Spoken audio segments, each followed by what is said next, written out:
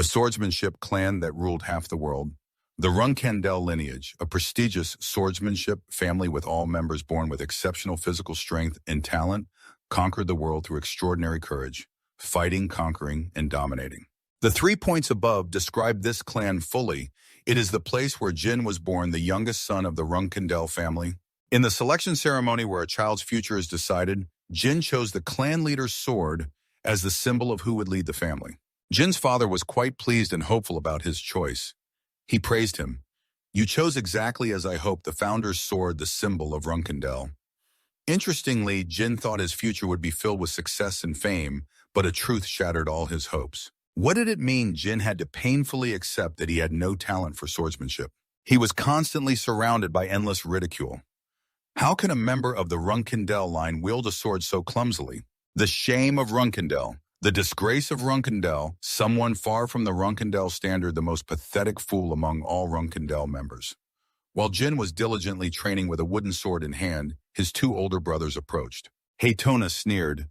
"Hey Jin, are you still swinging that useless wooden sword?" "Here," Tona chimed in, "ignore him. I bet he won't use any sword unless it's special." They burst out laughing, malice clear on their faces. "Where's that special sword anyway?" "Right, Barasada." "Where is it? Why is he swinging a wooden sword like that?"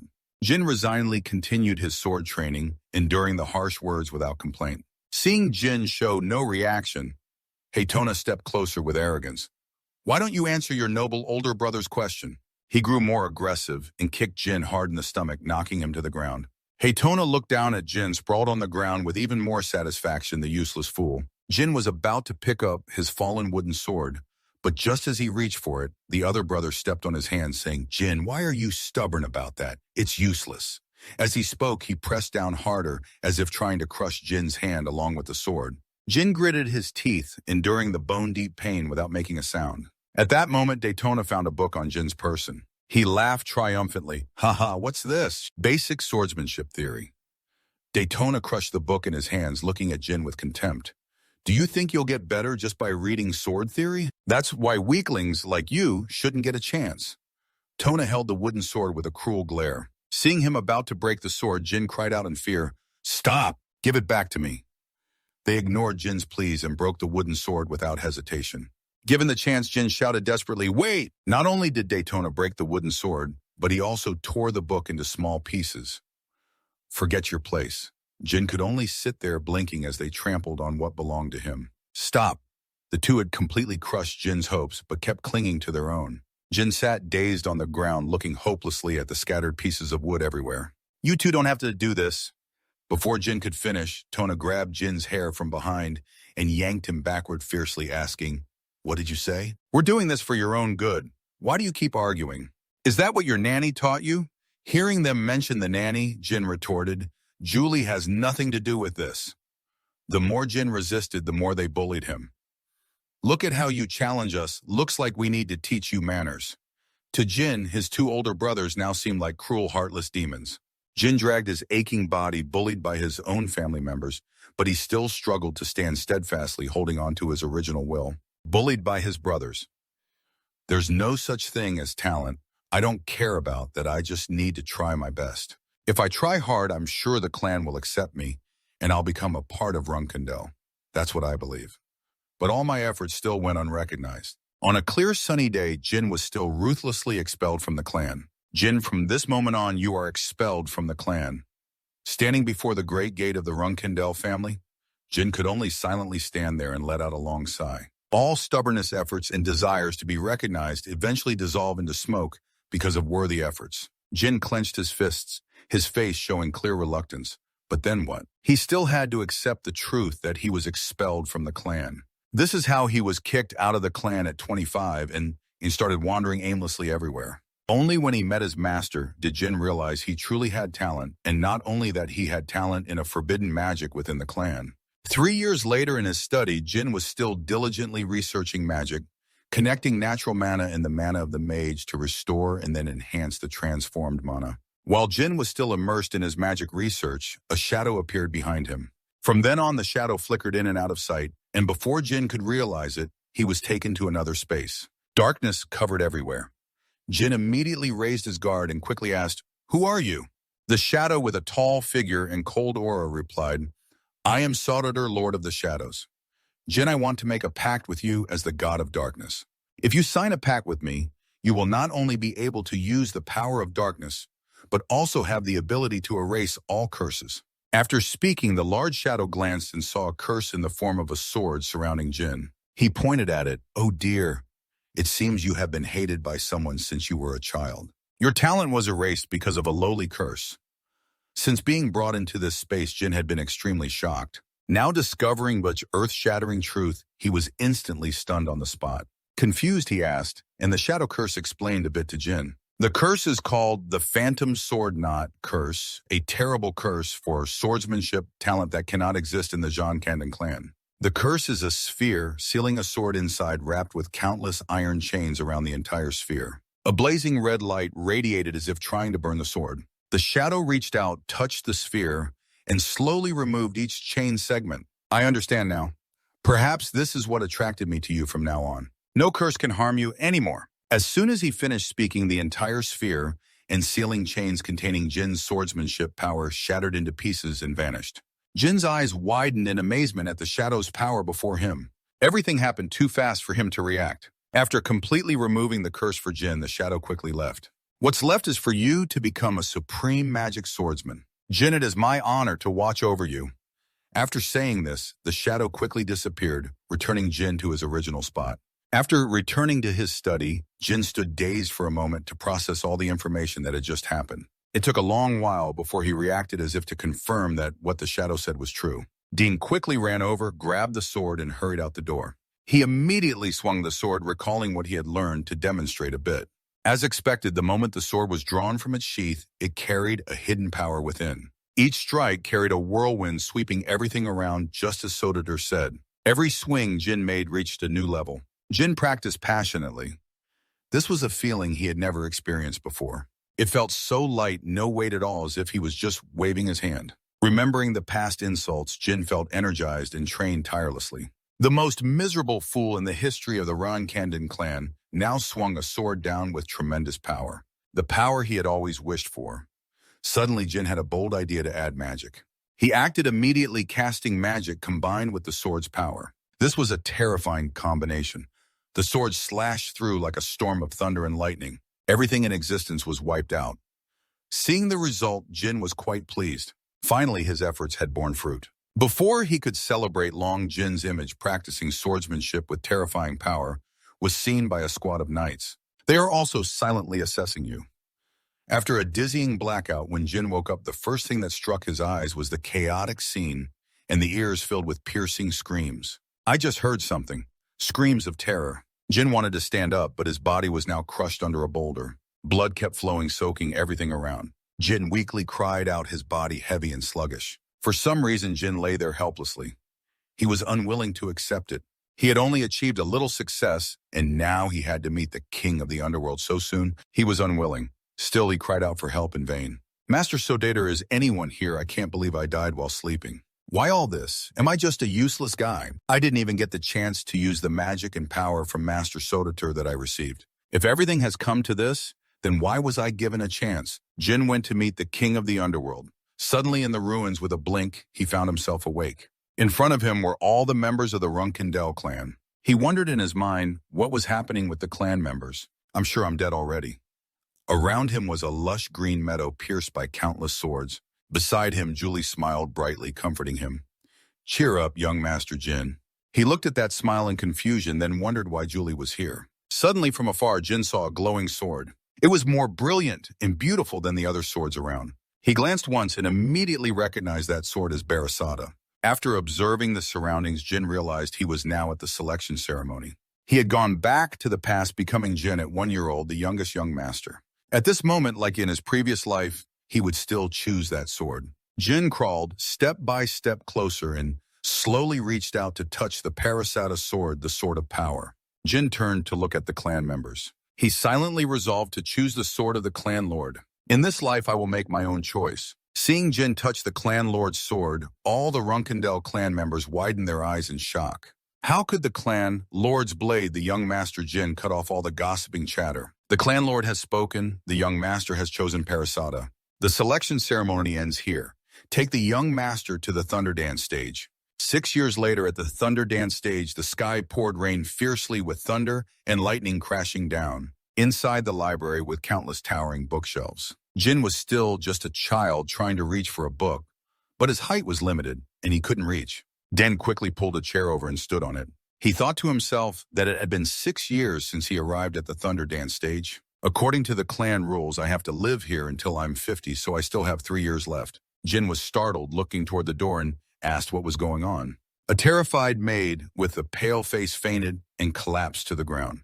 There is a dead bird in the young master's room. Jin calmly stepped forward to observe and saw a white feathered bird with a horizontal slash across its belly. Blood stained the feathers, red looking extremely gruesome. Seeing the dead bird, Jin frowned immediately, knowing who the culprit was. The only person who could do such a thing in the Thunder Dance stage. Just as he predicted, the culprit appeared. When they saw the maid's terrified expression, they laughed mockingly. Ah, look at her, how pitiful. Seeing the joy on their faces from succeeding in doing evil, Dinan turned away and disposed of the bird's corpse. These are my brothers. Tona laughed happily, but he was a little regretful. The maid was the first to see it such a waste. Tona gave a cruel smile and chimed in, "That's right, we brought it here ourselves for you to see. So do you like the gift your brothers gave you? Feeling moved to tears, huh?" Jin silently looked at the dead bird in his hands and remembered his past life. These brothers of mine, I know they will become notorious killers after becoming pioneers. But the children not yet old enough just killed an innocent bird simply to pick a fight with me. Seeing Jin silent, they thought he was scared and laughed even more happily. Haitona grinned at her wickedly and stared at Jin. "Don't you dare cry, you'll look ugly." Still seeing no reaction from Jin, they grew impatient. "Hey, are you even listening to what we're saying? So you mean you don't care about us because you've already accepted the fate of the clan leader, right? How can someone like you wander around without bringing Parasada along?" Jin was slowly losing patience with the two of them. He sighed deeply. Haitona grew more and more mocking. He stepped closer to Jin, taunting him. Say something, you're speaking too softly for me to hear." After saying that, Haitona grabbed Jin's shoulder and put all his strength into throwing a powerful punch. But what he expected didn't happen at all. Jin was quicker. With one move, he blocked the punch. Haitona felt Jin's magical power was terrifyingly strong. He opened his eyes wide in fear, staring at Jin as if seeing a demon. Jin turned and looked straight into his eyes, threatening, "You guys are too noisy, shut up now." Then he quickly stabbed a punch straight into Haitona's face, making him fall backward. Haitona got hit, but still didn't realize the danger. He was still cocky. Don't let Haitona's dog mouth keep talking. Jin landed another punch that immediately knocked him down. Then he threw 2 more lightning-fast punches, leaving Haitona unable to get up. Jin became furious and wanted to teach these two a proper lesson. "I've held back long enough, I can't hold back anymore." A punch straight to the stomach lifted Haitona off the ground and then threw him down hard. After thoroughly beating the two brothers, Jin finally relaxed and withdrew the magic from his hands. "From now on, it'd be better if you two never show up in front of me again." Suddenly, a night protector entered from outside. After seeing the situation, he immediately asked the young master what was going on. Jin quickly hid his hands behind his back, concealing any magical aura. Khan asked again, "Young Master Jin, what is this about?" His gaze turned to the two brainless brothers, bruised and lying in one spot. Jin coldly glanced at the two brothers lying on the ground. They suddenly started fighting each other out of nowhere. Clearly, Khan didn't believe it. He asked again, "What did you say?" Jin turned to him with impatience. "Didn't you hear what I said?" They fought each other and then passed out. Khan saw the wounds on their bodies and thought to himself, sure enough, even the youngest young master of the Runandell family is ruthless. Although thinking that outwardly, he didn't ask any further questions. "I see, I understand now. I will take the Tano brothers to see a doctor." Jin coldly ordered, "No need, Khan. My brothers need to go somewhere else." Jin then ordered Khan to take the Tano brothers away. "Follow him, follow me." Outside, the rain poured heavily, forming large puddles. Jin pointed toward a grave, signaling Khan to lay the brothers there. Khan placed the two children down, but still felt reluctant. He asked young Master Jin, do you really want to abandon them here? The storm is getting stronger." Jin stood under his raincoat, thinking about their reckless actions. Jin didn't want to forgive them. His face showed no emotion. "My brothers need to understand the seriousness of what they've done." Seeing that resolute expression, Khan immediately obeyed the order. "I will respect your decision, young master." Jin didn't stay there either. He turned and left. After watching Jin's retreating figure, Khan realized there was some kind of energy around him. He was extremely surprised, furrowing his brow and thought, this energy definitely is an aura. Could it be mana? If that's the case, then this isn't just a family quarrel anymore. I need to report this to the clan leader immediately. Khan turned and called to a nearby soldier, hey. The soldier immediately respectfully asked, yes, sir. Khan gave the soldier a cold glare and ordered, bring a horse here. At this moment, Jin had also returned to his room, looking down from above and seeing Khan hurriedly preparing his horse. He silently calculated, he will report back to my father as I thought. Watching Khan spur his horse like the wind regardless of the weather and the storm outside, Jin thought again, Khan is not only our knight protector, he's also our supervisor. In Khan's eyes, this thing looks like magic, so he definitely won't be able to stay here. Jin thought while moving his fingers, a stream of black magic appeared like a thin smoke surrounding his hand. The spiritual power that is the only proof of the contract between me and Soditor. Thanks to this power, I know the contract is still valid in this life. Moreover, the immunity to the curse that has helped me escape the blazing curse. Jin's image was filled with resentment as he clenched the hand of the foolish Runandell child who was no longer here. This life mine will be completely different from the last. The only thing left is to go meet my father. By now, the sky had started to brighten. The storm had ended. Khan had also met the head of the Runandell clan and reported everything he witnessed. That's all, Karen. Jin's father sat silently after hearing everything. The young master fought with the Tona brothers. Khan gathered the knights. We will go meet my youngest son. In the blink of an eye, the Runandell Knight Squad had arrived. All were the elite of the clan. Their momentum was incredibly grand. A young man respectfully reported, we have summoned the 7 vanguards of the Runandell family and the 200 knights under their command, Karen. Sitting on horseback, he looked at the cavalry. All right, this cavalry squad has gathered all the talented faces. After surveying the scene, he ordered to proceed to the Thunder Arena because there was an emergency summons for the 7th Merry Expedition Cavalry of the Runandell family that very night. On the way, he questioned suspiciously an emergency summons. Do you know anything about this? First, I just asked Luna, but I bet she doesn't know anything either. Mary yawned loudly. I'm still busy fighting those witches. The Runandell 4th Expedition first walked while resting his chin, pondering. Next year, the Tona twins will leave the Thunder Arena. Maybe that's why he suddenly returned. Maybe he came to see our youngest brother. Hearing Diffuse say that, Mary was quite surprised and loudly asked the youngest brother, while Diffuse calmly replied while voting that kid chose the founder's sword. Remember, Mary? She suddenly remembered that and loudly exclaimed, oh, right, huh? But then she also thought it wasn't something serious enough to summon the cavalry in the middle of the night. But Father came back just because of that. Diffuse didn't know either and couldn't know what Father was thinking. Luna, the first expedition of the Runandell family, was walking ahead. Upon hearing their noisy discussion, she immediately turned back to remind Mary and Diffuse. Mary realized they were talking too loudly and awkwardly said, oops, sorry, sister. Thinking back on what First just said, Mary seemed a little unhappy. Father personally came home to see him. Is that kid really that useful? At the Thunder Arena, Julie was fixing Jin's clothes and happily announced the clan head would come to see us. Probably because he suddenly met his son. Jin didn't care much and tried to say it casually, maybe that's it. Jin thought silently while turning his back for Julie to brush his hair. Probably Khan already told Father everything. Khan is quite naive, so he probably didn't say he used magic. He likely only said what he saw. Julie gently held the comb and adjusted Jin's hair. Sir, please turn this way a bit.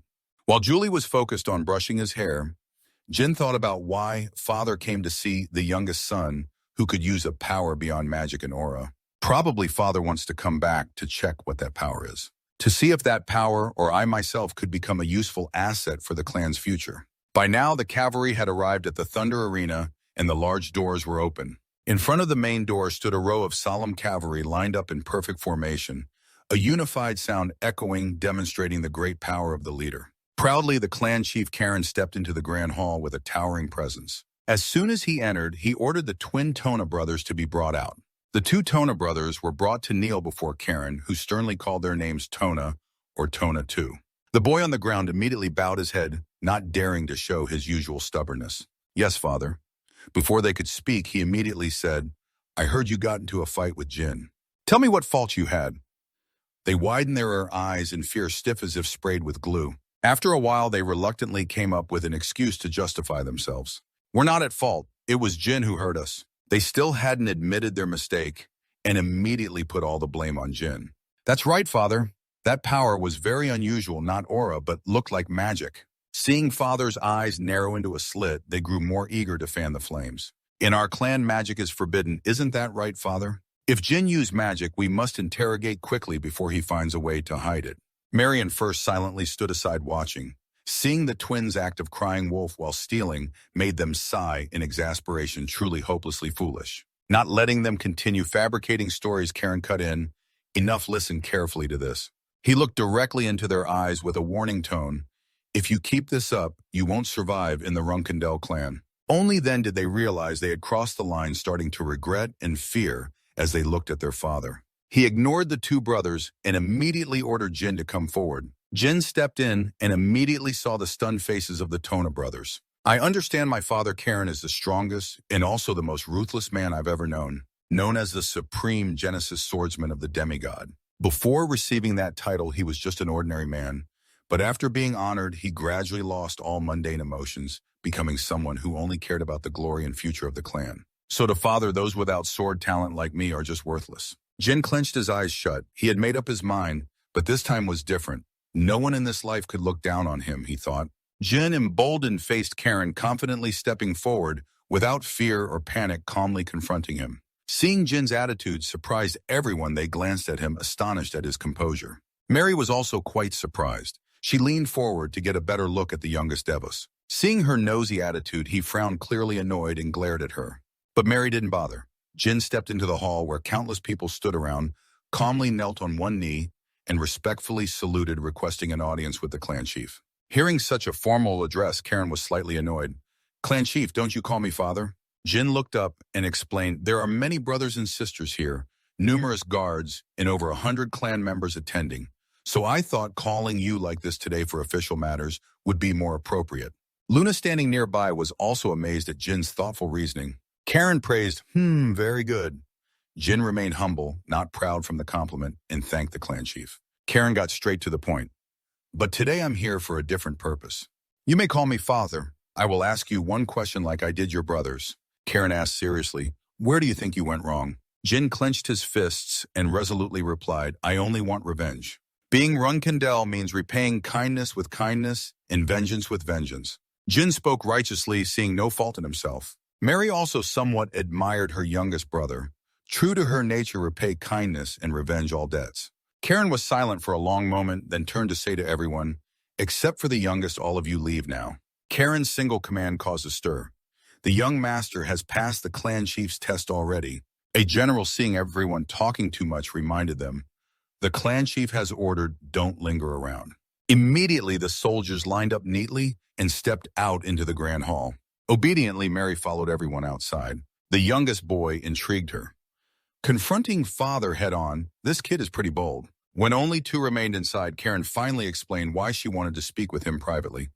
Father told everyone to leave because he had something to ask you. The Runandell twins told Father that you possess an extraordinary power. Our Runandell family forbids the use of magic because once you touch magic, you will never reach the pinnacle of swordsmanship. So what power did you use? If you dare touch magic, I will definitely not let it slide. Jin was silent for a moment, then smiled and nodded. That was when Jin remembered the origin of his power. If Father knows about this power, he won't be able to turn away because it's the power of Soditor. Jin respectfully said, I don't know what it is either. I'm not sure if it's magic or aura, and I don't know what to call it. If Father doesn't mind, I ask you to help identify this power for me. As he spoke, Jin immediately manifested a sphere in his hand. Inside was a pale blue-white color surrounded by a dark black aura. After witnessing Jin's power, Karen furrowed his brow, clearly surprised. This is the power of the founder of the Runandell family. Karen stared in amazement at the power sphere Jin had just created. That power is dark energy, the dark energy of Parasada. That means this child is destined to become the head of the Sao family. Under Jin's expectant gaze, Father confirmed it. That is the power of Soditor, the dark god. Jin still didn't fully understand the dark god, so Karen explained, yes. Soditor made a pact with the founder of the Runandell family, Lord Tema, and sided with us from then on. But since Lord Tema passed away and hasn't appeared in Runandell since, I don't know why. But it seems he's trying to connect with Runandell through you. Jin asked further, Father, I'm curious, is that god stronger than you? Honestly, Karen wasn't sure about that. He thought for a moment, I don't know because I've never fought a god. Hearing that, Jin whispered to himself, "Father has never fought a god. That's probably the most arrogant answer I've ever heard." Then Karen stepped closer to him, patted his head with approval. "My son, that's a good question. Thanks to your innocent question, I just found a great topic to talk about. I think visiting you today was definitely a wise decision. Now let me ask you a question. How do you want to use that dark energy power? And of course, not to disappoint Karen." Jin clearly answered, I want to use this dark power for the benefit of the family." Lord Karen frowned and asked, "For the family?" Then he laughed heartily and said, "That's the most ridiculous lie I've ever heard. You beat your brothers to a pulp, threw them into the storm, and now you say you want to use this power for the Sao family. I want you to be honest with me." Jin's hand trembled as he thought the man wouldn't let this go easily. After some struggle, Jin finally said, "I want to use this power for myself." But unexpectedly, Karen was quite pleased with his honesty. "All right, I like this straightforward answer." Then he left, reminding him, "I will watch you closely from today on." After Father left, Jin finally breathed a sigh of relief. His whole tense body gradually relaxed, almost making him unable to stand. "Great, I got through this safely. Being allowed to use dark energy however I want is the best thing.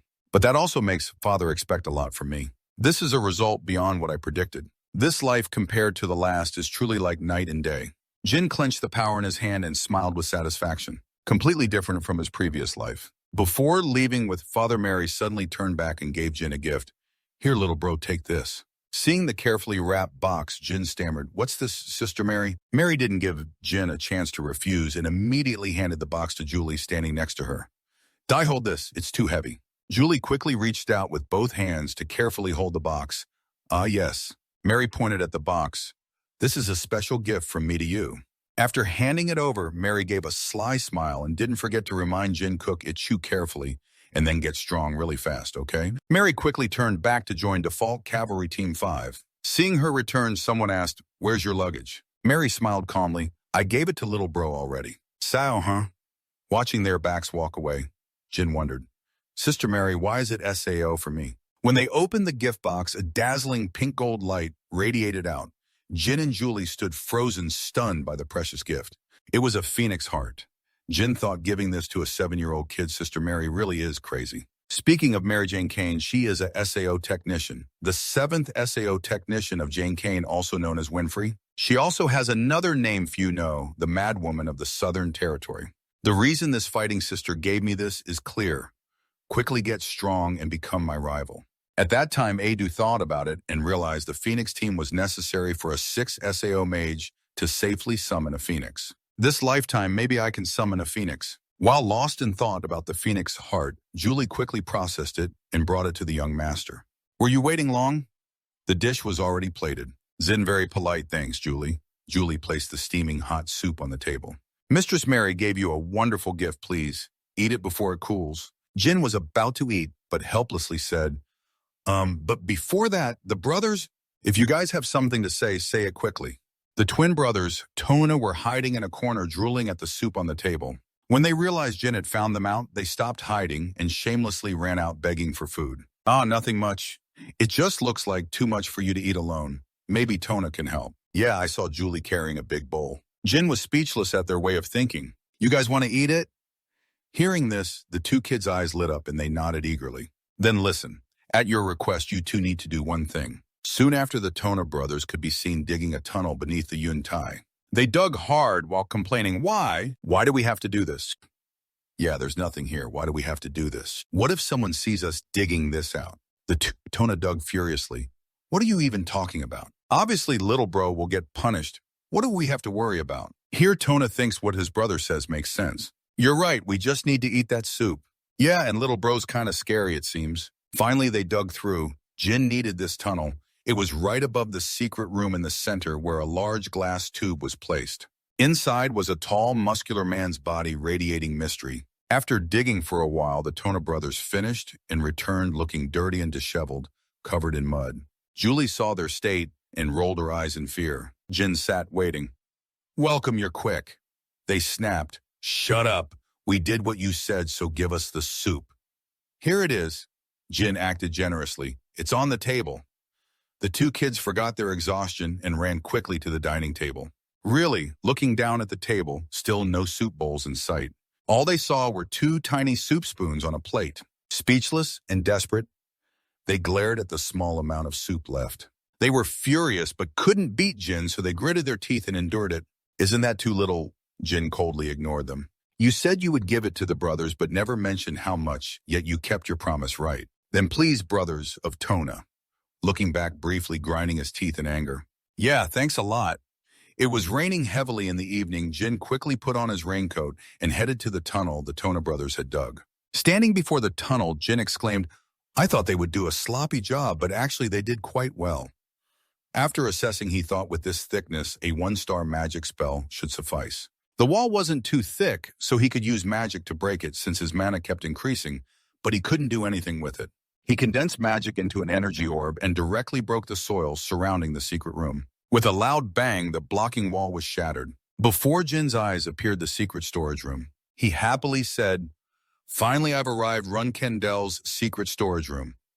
Standing before the door, Jin thought, in my previous life, I never had a chance to enter here, so it feels unfamiliar. When I arrived, he said I had to say the keyword. Jin thought for a moment, then smiled. Maybe he knew what the keyword was. Jin immediately said a few keywords. Runandell's child has come to command Murakan. Then the gate gradually opened. After the spell, Jin scanned the room. Runandell's secret storage room holds the archives of families they defeated over thousands of years, and only the pioneers of the Black Dancer clan are allowed to enter here. Jin exclaimed, It's quite spacious. He recalled that in his previous life, an older brother told him about this room and said he didn't need to know about it because he would never become a pioneer. Jin felt lucky. But you've helped me a lot, brother. Thanks to that, Jin now knows the key to enter. Now I will make use of it. Then Jin continued deeper inside and discovered something strange. Before him was a man sealed inside a huge glass tank. What is that? As he approached to observe, Jin noticed black aura surrounding him with some strange marks on his face. Jin gasped, Is that you? Jin reached out to lightly touch the transparent glass, sensing the black aura inside. Something like that. Then he suddenly remembered that in the spell when entering the room there was a line, Runandell's child has come to command Murakan. And if his guess was right, the one sleeping here was the Black Dragon Murakan. It's said that the Black Dragon Murakan was defeated by the first pioneer of the Runandell clan and fell into a deep sleep. He thought it was just a legend, but now Jin had seen him with his own eyes, though he never thought it was real. Then pushing aside thoughts about Murakan, Jin continued to search for the archives. I don't have time for this stuff. Where are the archives? Are they here? While searching, it seemed Murakan's body began to awaken with some small movements appearing on his hands. Jin was still busy searching for the archives and finally found them. Standing before a large bookshelf, Jin was amazed and a bit excited. These are archives from all kinds of families. Let's see, I'll check out the Gunner clan, since there are also swordsmen. After flipping through a few pages, Jin pondered, This is pretty difficult compared to 3-star magic theory. I want to take them, but it would be easy to get caught. Saying this, Jin quickly took out a notebook and a pen. I'll copy them every time I come here. Early the next morning, Jin quickly returned to Thunder Dance stage as usual, obediently reading under Julie's care. Until evening, he followed the tunnel to the secret room to copy the archives. That night, while Jin was focused copying the archives in the secret room, he suddenly heard a strange sound. Jin immediately stood up to observe. Someone there. He quietly hid behind the door, watching the situation outside. No way anyone at Thunder Dance stage could come to the secret library at this hour. A cold voice rang out. Hey, you there, who are you? At the door stood the Black Dragon Murakan. Facing Murakan, Jin was extremely surprised. He stood frozen. Murakan.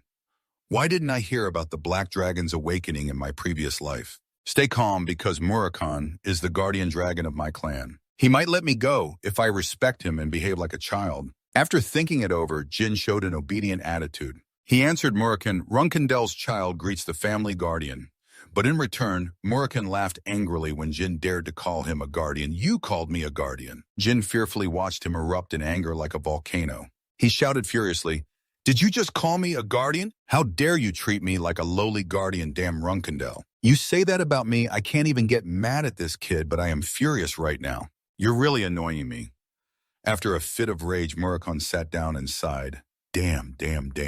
It's been a long time since I smelled something sweet, and the only thing I can smell is a child. What? Murakan moved closer to Jin, sniffed, and asked, You? Jin stood frozen in fear as Murakan scrutinized him. He stammered, Sir Murakan, Then Murakan immediately noticed, "Why do you have the scent of dark energy?" He asked again. "Dark energy." Murakan frowned and pointed at him. "Yes. Even though I've been asleep for 1,000 years, I still remember this scent well. This unique dark energy scent should only be on those who have a pact like Tema." Jin immediately understood the reason Murakan woke up was because of the dark energy on him. What Murakan now looked like a puppy sniffing everywhere. Where did it come from? Here, suddenly, Jin had a bold plan. "Should I try it?" Jin smiled. "Sir Murakan." Murakan turned to him with an excited look. "Oh yes, you know something, don't you?" Jin immediately unleashed his dark power. "Can you tell me about this?" "My father said this power is from the dark god." After clearly seeing the dark energy sphere the boy created, Murakan froze for 5 seconds. He trembled and shouted, "Hey, Soditor, are you joking with me? Are you serious?" The more Murakan spoke, the more he broke down, collapsing and crying without tears. "That 1,000-year pact is this kid." Jin silently watched the large man writhing and yelling before him. Suddenly their eyes met. Murakan shyly lowered his head. "Hey, little Jin." Seriously answering, "Yes, Sir Murakan." Murakan felt hopeless. "Actually, I promise, Soditor, and it seems like the one who needs to cooperate with me to keep that promise is you." Jin stood still. "A promise with Soditor." Murakan seriously explained, "I'll explain the details later, but I just woke up so I can't think straight, and I don't think you'll understand because you're still too young. But I should officially introduce myself to Soditor's pact partner." After saying this, Murakan stood up and transformed into a mighty black dragon. "I am Murakan, representative of Soditor, his friend, and the last descendant of the first dark creature. According to the 1,000-year pact, from now on, I will accompany you." Jin's eyes widened in astonishment. He couldn't believe what was happening before his eyes. "Accompany me?" Murakan in the form of a huge black dragon. He seriously looked at Jin and said, "Your name, your Soditor's pact." Jin looked straight into Murakan's eyes and smiled victoriously. He touched hands with the black dragon. "Jinjan Kandon, I am the 13th and youngest son of the John Kandon family." The sky darkened as the system introduced Black Dragon Murakan. Murakan Mountain, where fierce winds blow, is named after this dragon. Black Dragon Murakan ruled this place long ago. But 1,000 years ago, Murakan was defeated in a battle with Tema Zenkanden. History records that after Thunder Rain Terrace was destroyed, Murakan fell into a deep sleep. Jin thought, but that's not true. However, the founder's words about guardian dragons who make pacts with gods say they will cooperate with one guardian dragon. But since there's no information on them, doubts remain. Jin thought further. Can I understand that since Murakan was in deep sleep and has now awakened, does that mean I will have a guardian dragon too? After thinking for a moment, Jin dazedly said, Murakan's here. He's here. Murakan excitedly said, oh, you're here. Jin awkwardly held some food. My nanny gave me food, here you go. Then Jin thought further. Since I'll be staying with Murakan for the next few days, I should ask him some things I'm curious about. And that's how Murakan awakened. I kept him in a secret letter for many weeks. Suddenly, Murakan curiously turned to ask while chewing a big bite of cake, why am I fighting Tema? Murakan lazily lay down on the ground. That was 1,000 years ago. How could I possibly remember? Hearing that, Jin became certain about one thing regarding Murakan. Murakan interrupted Jin's thoughts. All right, but is that all the strawberry cake there is? Jin sighed, shaking his head. That stupid strawberry cake. Murakan kept mumbling, 1, 2, 3, huh? Only 7 pieces, Jin thought disappointedly in his head. He just keeps going with those strawberry cakes. After finishing the cake, Murakan asked Jin, what are you doing here? Jin gently touched his book and replied, taking notes. I brought several blank journals and I write down whatever you secretly tell me. Murakan wondered, huh? Really? So someone understands a bit, huh? Jin sighed, about 30% is still not understood. Murakan waved his hand. Don't give up hope. For a kid your age, that's already impressive. Other kids can't do that. They're too lazy. Jin lowered his head, emphasizing, he's just an ordinary kid. I belong to the Runandell family. This is normal for me. I have 12 older siblings plus my parents and elders. If I want to defeat those guys, I have to try even harder.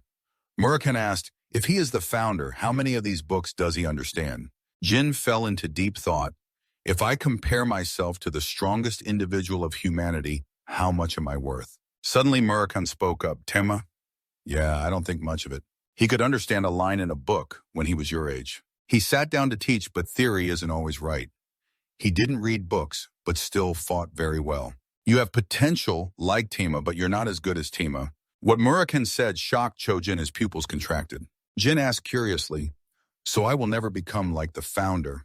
Murakan replied, "Never." Those vague words made Chojin confused, so he looked up at Murakan for an explanation. "You are the Soderate's contractor like Tima and smart enough to read those books. You're still young, so don't rush, just train hard." Then he patted Jin's head strongly. "And you will become as strong as Tima. Who knows, you might even surpass him." Jin turned around and asked, "Really?" Murakan calmly said, "Of course, kid. Do you know Soderez's nickname?" Jin stammered, "No, I don't know." Suddenly, a black hand appeared, grabbing a miniature planet in the galaxy. Murakan's voice slowly echoed, "It's infinity. Soderate's power has no limits, which means you, his contractor, also have no limits. So don't be down, have faith in yourself, because I will teach you a new technique to help you be happier." Then Murakan slapped Jin's back hard, causing him to yell, "What's that?" Murakan explained dark energy release. Jin didn't understand and asked again, "Dark energy release?" The black dragon replied, "Yes. All beings who use dark energy must get acquainted with it, so this is the beginning and the end of dark energy. But it's extremely dangerous if you don't learn properly, so study slowly and seriously." Jin excitedly said, "All right, I will." "So Murakan, what should I do first?" Murakan pondered, Yeah, first you have to learn how to unlock mana." Jin didn't understand and asked again, "Unlock mana?" Then he wondered why. But while asking, Jin thought, "I've done that many times in my past life already." Murakan explained, dark energy release means unlocking and moving your mana. You have to master these two things. From now on, you will have to practice this for 2 to 3 years. Jin couldn't believe his ears, thinking inside, 2 to 3 years? That's way too late. Murakan shrugged contemptuously. "You don't even know the basics, so I can't teach you anything too advanced. You know what? To be clear, your next lesson is learning how to move your mana." Jin raised the blue flame in his hand and asked, "Hey, can you teach me now?" Murakan was utterly shocked, unable to believe what he was seeing. He trembled. "No, how could you do that?" Jin humbly, "I've been able to do it for a while now." Murakan kept complaining, "No way you know how to move mana." Seeing Murakan didn't believe him, Jin demonstrated by moving mana from one hand to the other in a very flashy way. Murakan couldn't believe it. "Oh my God," then sighed. "Only a genius of geniuses can do that. You must be an extraordinary kid, right? All right then, I'll show you how to release dark energy." Jin admired himself silently. It worked. Then gently replied, "No. Dark energy originates from darkness. All the darkness in this world was born from Soderae. The darkness is beginning to creep everywhere. So Soderae is the master of all darkness in this world and the sole signatory of Soderae." Suddenly, a shadow crept under his feet, making Chojin panic. The darkness grew stronger, rushing in massively and quickly, then gradually surrounding a corner. Murakan continued explaining. "In other words, you could also be the master of all darkness in the world." The kid thought, "What?" Murakan smirked. "This is the release of dark energy." Jin was dazed, then turned around in extreme shock. It happened at the edge of a forest. A huge dragon collapsed before a silver-haired girl. According to the soldier who came to summon her, her name is Luna. Everything on this side has been cleaned up already. We still have 5 areas to clear, and then our mission will be complete. Luna turned back softly. "Of course. Then 4 winds are enough. Tell the knights to rest quickly." Luna's eyes became thoughtful, as if pondering something. A sharp sound of drawing a sword, Luna fiercely said, "One more thing." The soldier asked, confused, "Yes, what else is there?" Luna asked, "What is a 9-year-old kid usually like?" Half a year after meeting Murakan, Tona left Thunder Arena. Here Tona waved, "We're off. Catch up later." Jin replied, "Yeah, take care," then disappeared into the void. Jin was silent. Suddenly someone called, "Young master," making Chojin turn around confused, not knowing what was happening. Julie cheerfully brought birthday cake. "Happy 9th birthday." Only then did Jin realize and silently plan my 9th birthday celebration. Jin dazed but happy. "Thank you all so much. Julie, could you please cut the cake for everyone?" Julie softly replied, "Yes." While the young master was chatting, someone in the distance called out to him. Jin turned around, wondering, Khan. Khan bowed apologetically. "Sorry to suddenly interrupt you, young master." Jin asked, "What's the matter?" Khan answered, well, a white-haired girl entered with a serious look and approached that beautiful long white hair. Khan was out of breath. Miss Luna has come to visit. As soon as he finished, both Julie and Jin were stunned, unable to believe their eyes. Jin thought silently. The first luck cycle of Runandell was also a 9-star night. The eldest child of the 13 white whale siblings, Luna Runandell. Although she was the strongest among the Runandell siblings, she wasn't interested in becoming the clan leader. So she left the swamp called the Succession War. She truly was a white whale, always alone. That's why Luna never paid attention to any of her siblings. And our relationship should be described as clear water rather than blood ties. That's the distance between us. Yet that sister decided to come to Thunder Arena without notice. Is something big happening with the family? If not, maybe she discovered someone came to the secret library. Doubt's overwhelming reason, Jin wondered about Sister Luna. Luna softly and gently replied, you've grown up a lot, little one. Jin shyly, if I had known, I would have dressed nicer to meet you. Luna felt like melting. Such a sweet thing to say. You still need to notify when visiting your youngest brother. After hearing that, Jin couldn't believe his ears. Luna often worried, but you look tired and unwell. Then gently bent down and placed her hand on Jin's shoulder to check. Jin, startled, replied, no. Actually, I'm just a bit nervous. Hearing this, Luna raised her eyebrows. May I ask if this is the first time you've faced me this closely? Why do you feel nervous? Luna asked again. You're nervous. Luna fell into the dark traditional brooding of the Kanden clan, where siblings had to watch out for deception and even stepping on each other.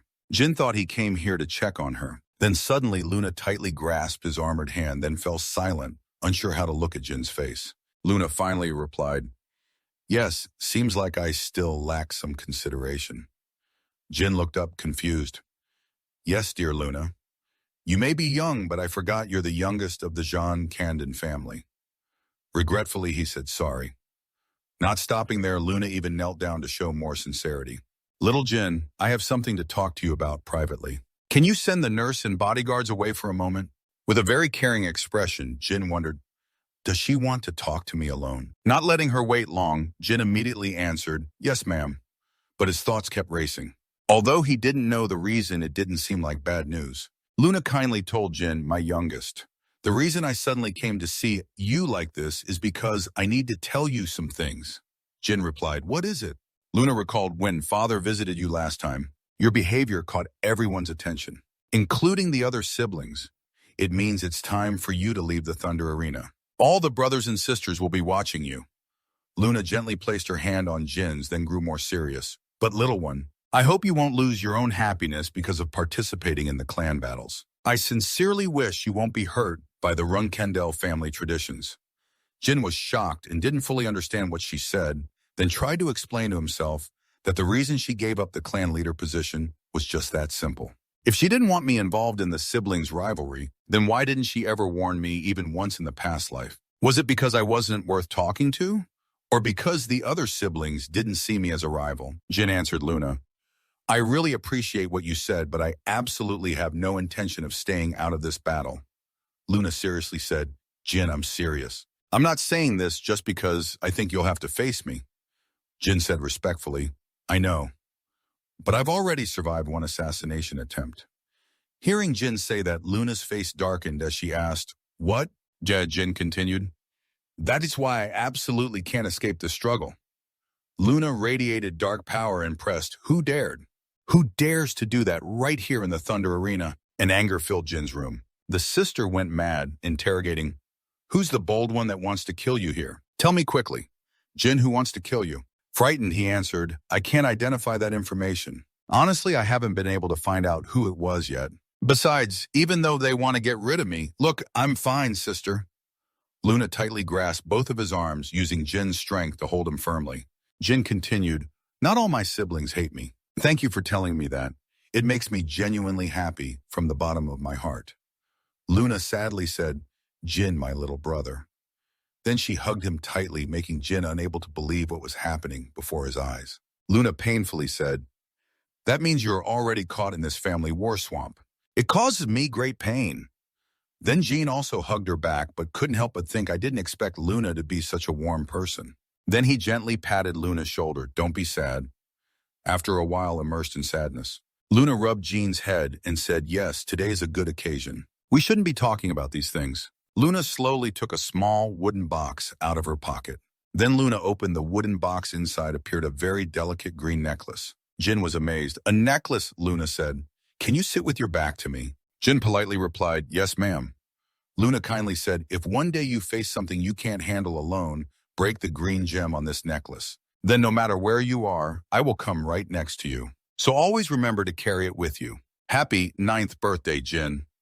Jin was touched and thanked her. "Thank you, sister." Then Julie brought a freshly cut cake to Luna.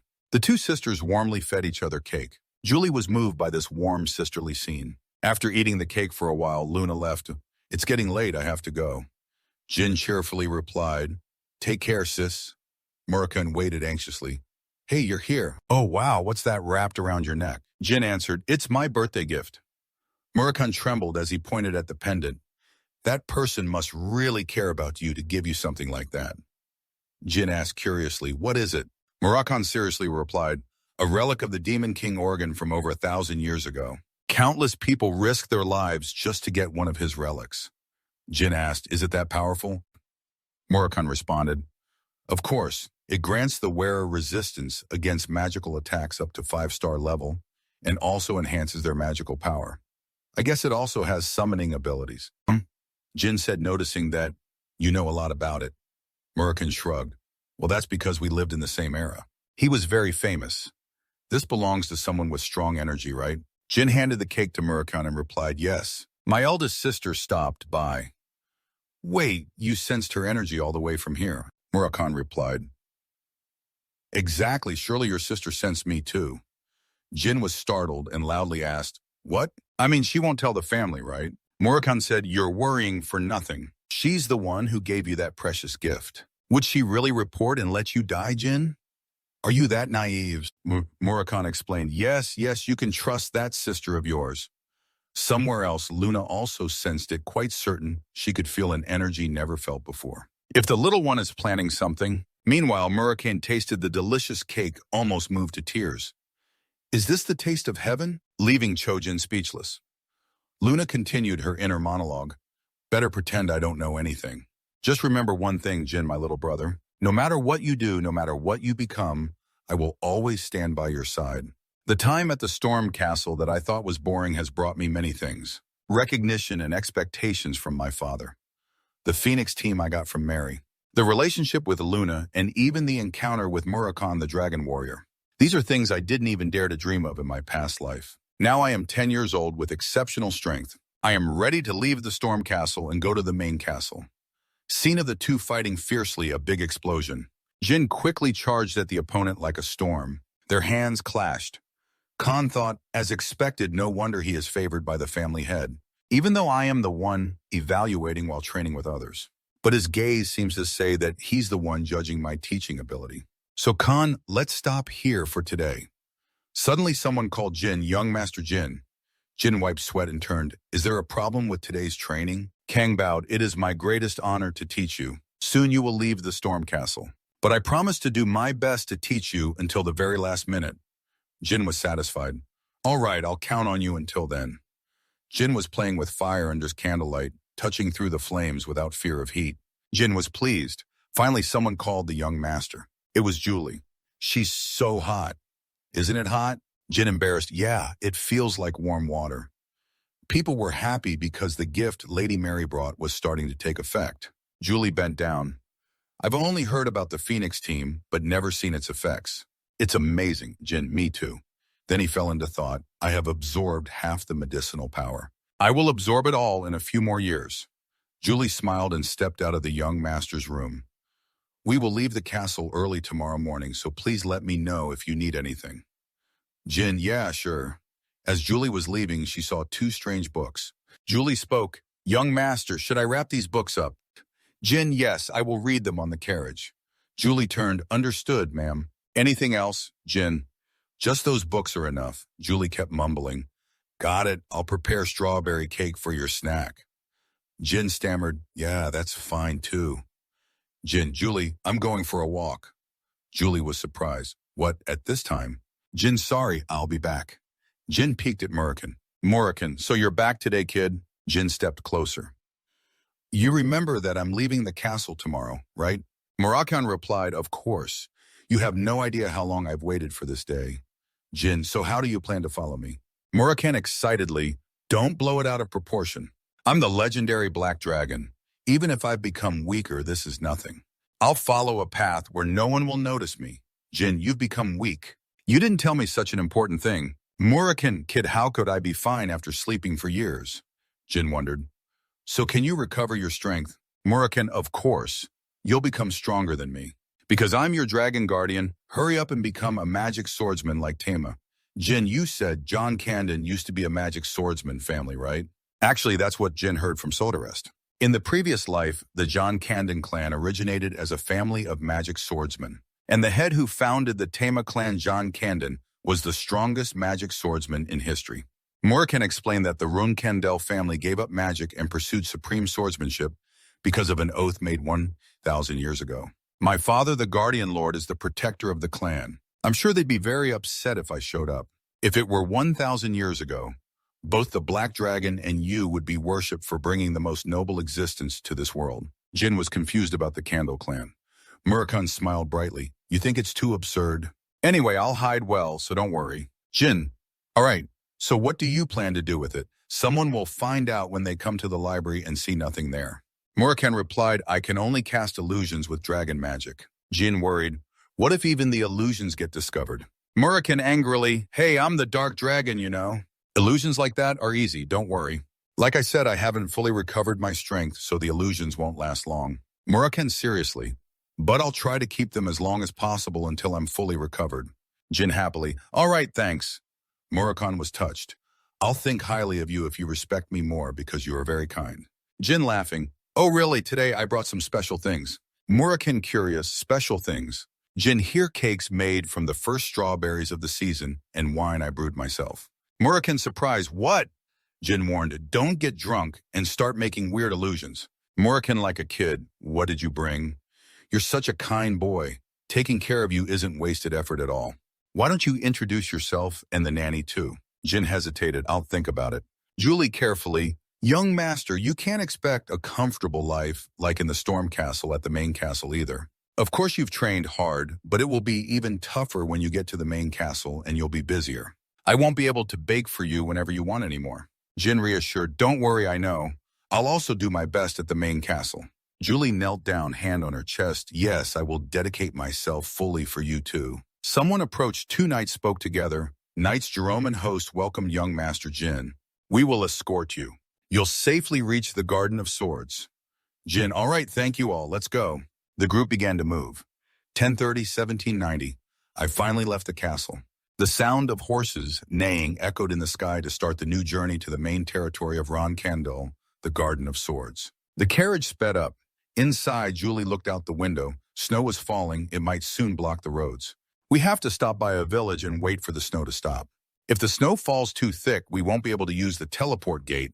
Jin happily agreed.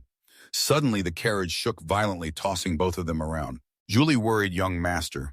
The knight outside shouted loudly, ambush! Please stay inside the carriage. Julie held Jin close, comforting. Young master, don't worry, it'll be okay. Jerome and Hose are the 7-star guardians and I'm here too.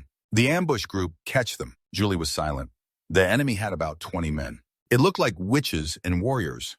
There were likely archers too, but probably none above the 7-star level. Jerome and Hose were still holding them back. Hearing that, Jin was incredulous and shouted loudly, Julie, we need to get out of here now. Julie was confused.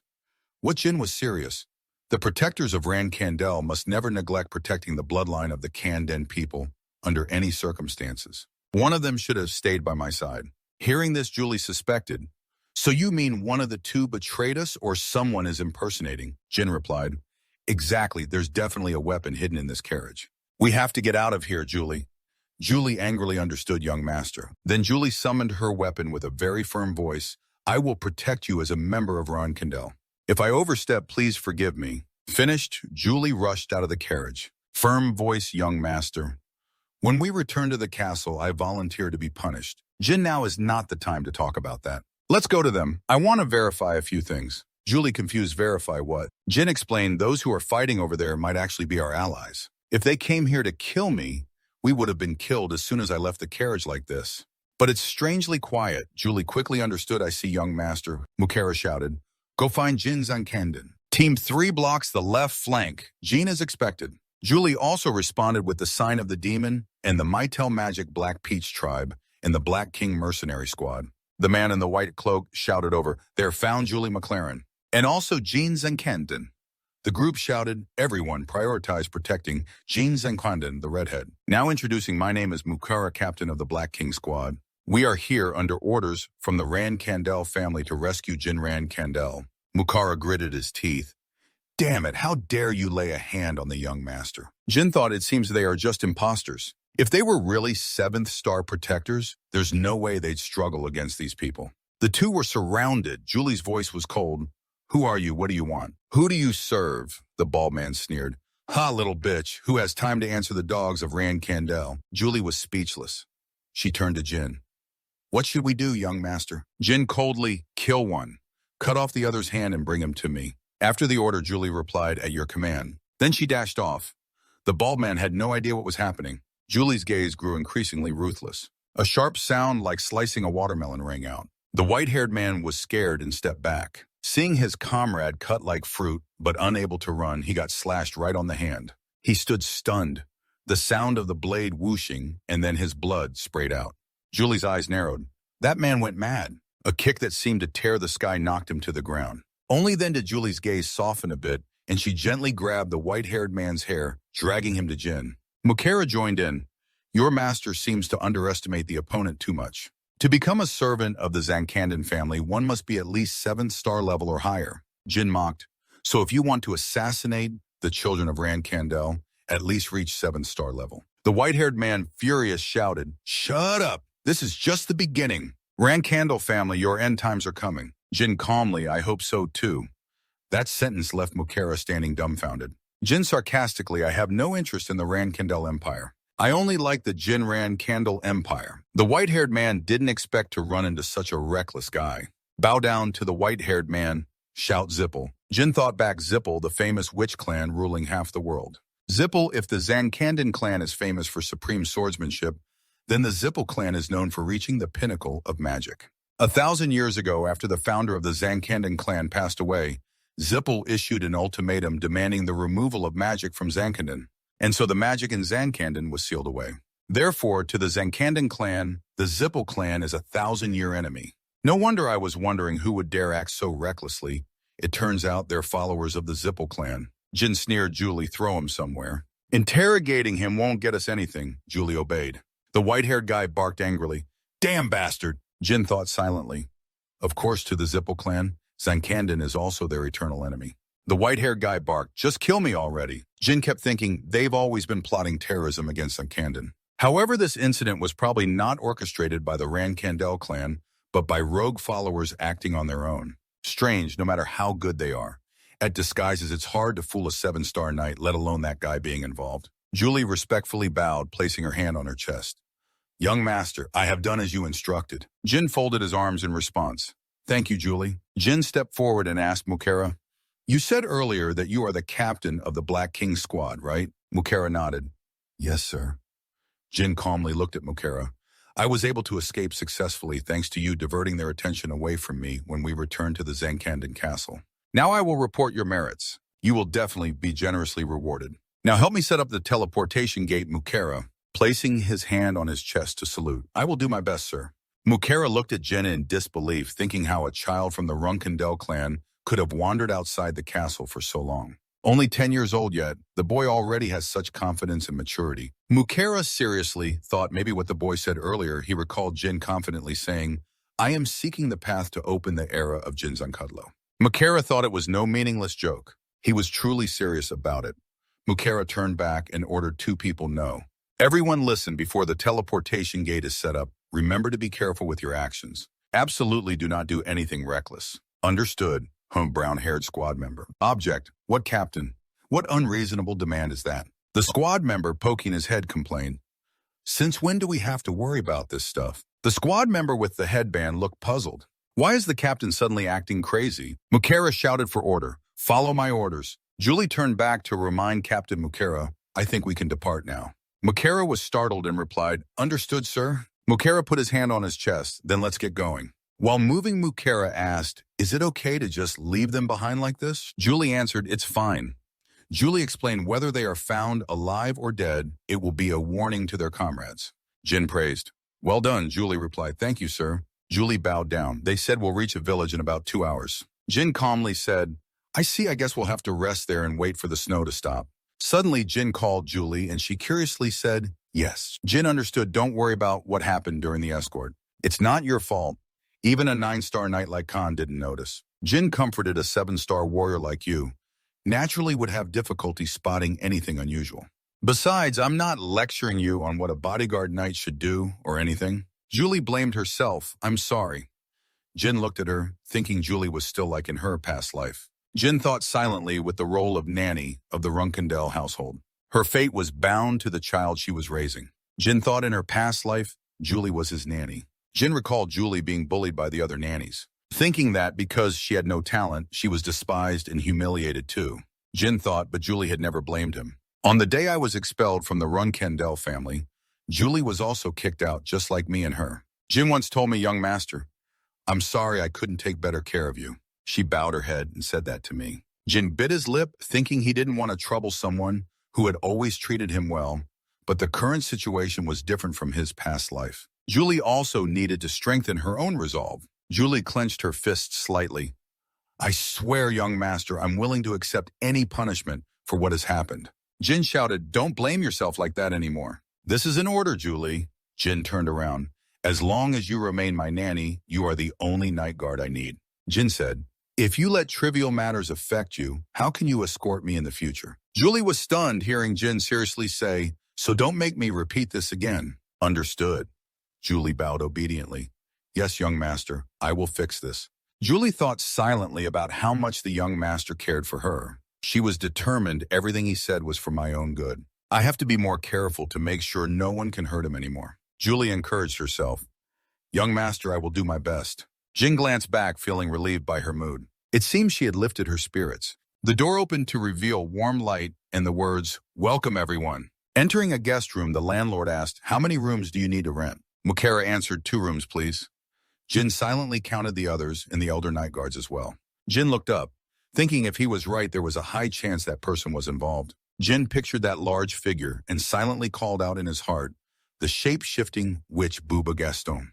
Jin thought shape-shifting was a strength of the dragon clan, but even dragons couldn't perfectly transform. Jin thought only Booba was the sole existence capable of perfect shape-shifting. He used that ability to disguise himself and commit various crimes to cause chaos in the world. Jin tiredly opened the room door with anxiety. If Booba really got involved in this, things are getting more complicated. Jin thought, although he hadn't done anything too terrible yet. Mukera, before going out, said carefully, "Call me anytime if you need anything." Julie replied, "Thank you, Captain Mukera." Jin sat on the bed thinking back to when he was 20. In his past life, Batman's special unit had caught him.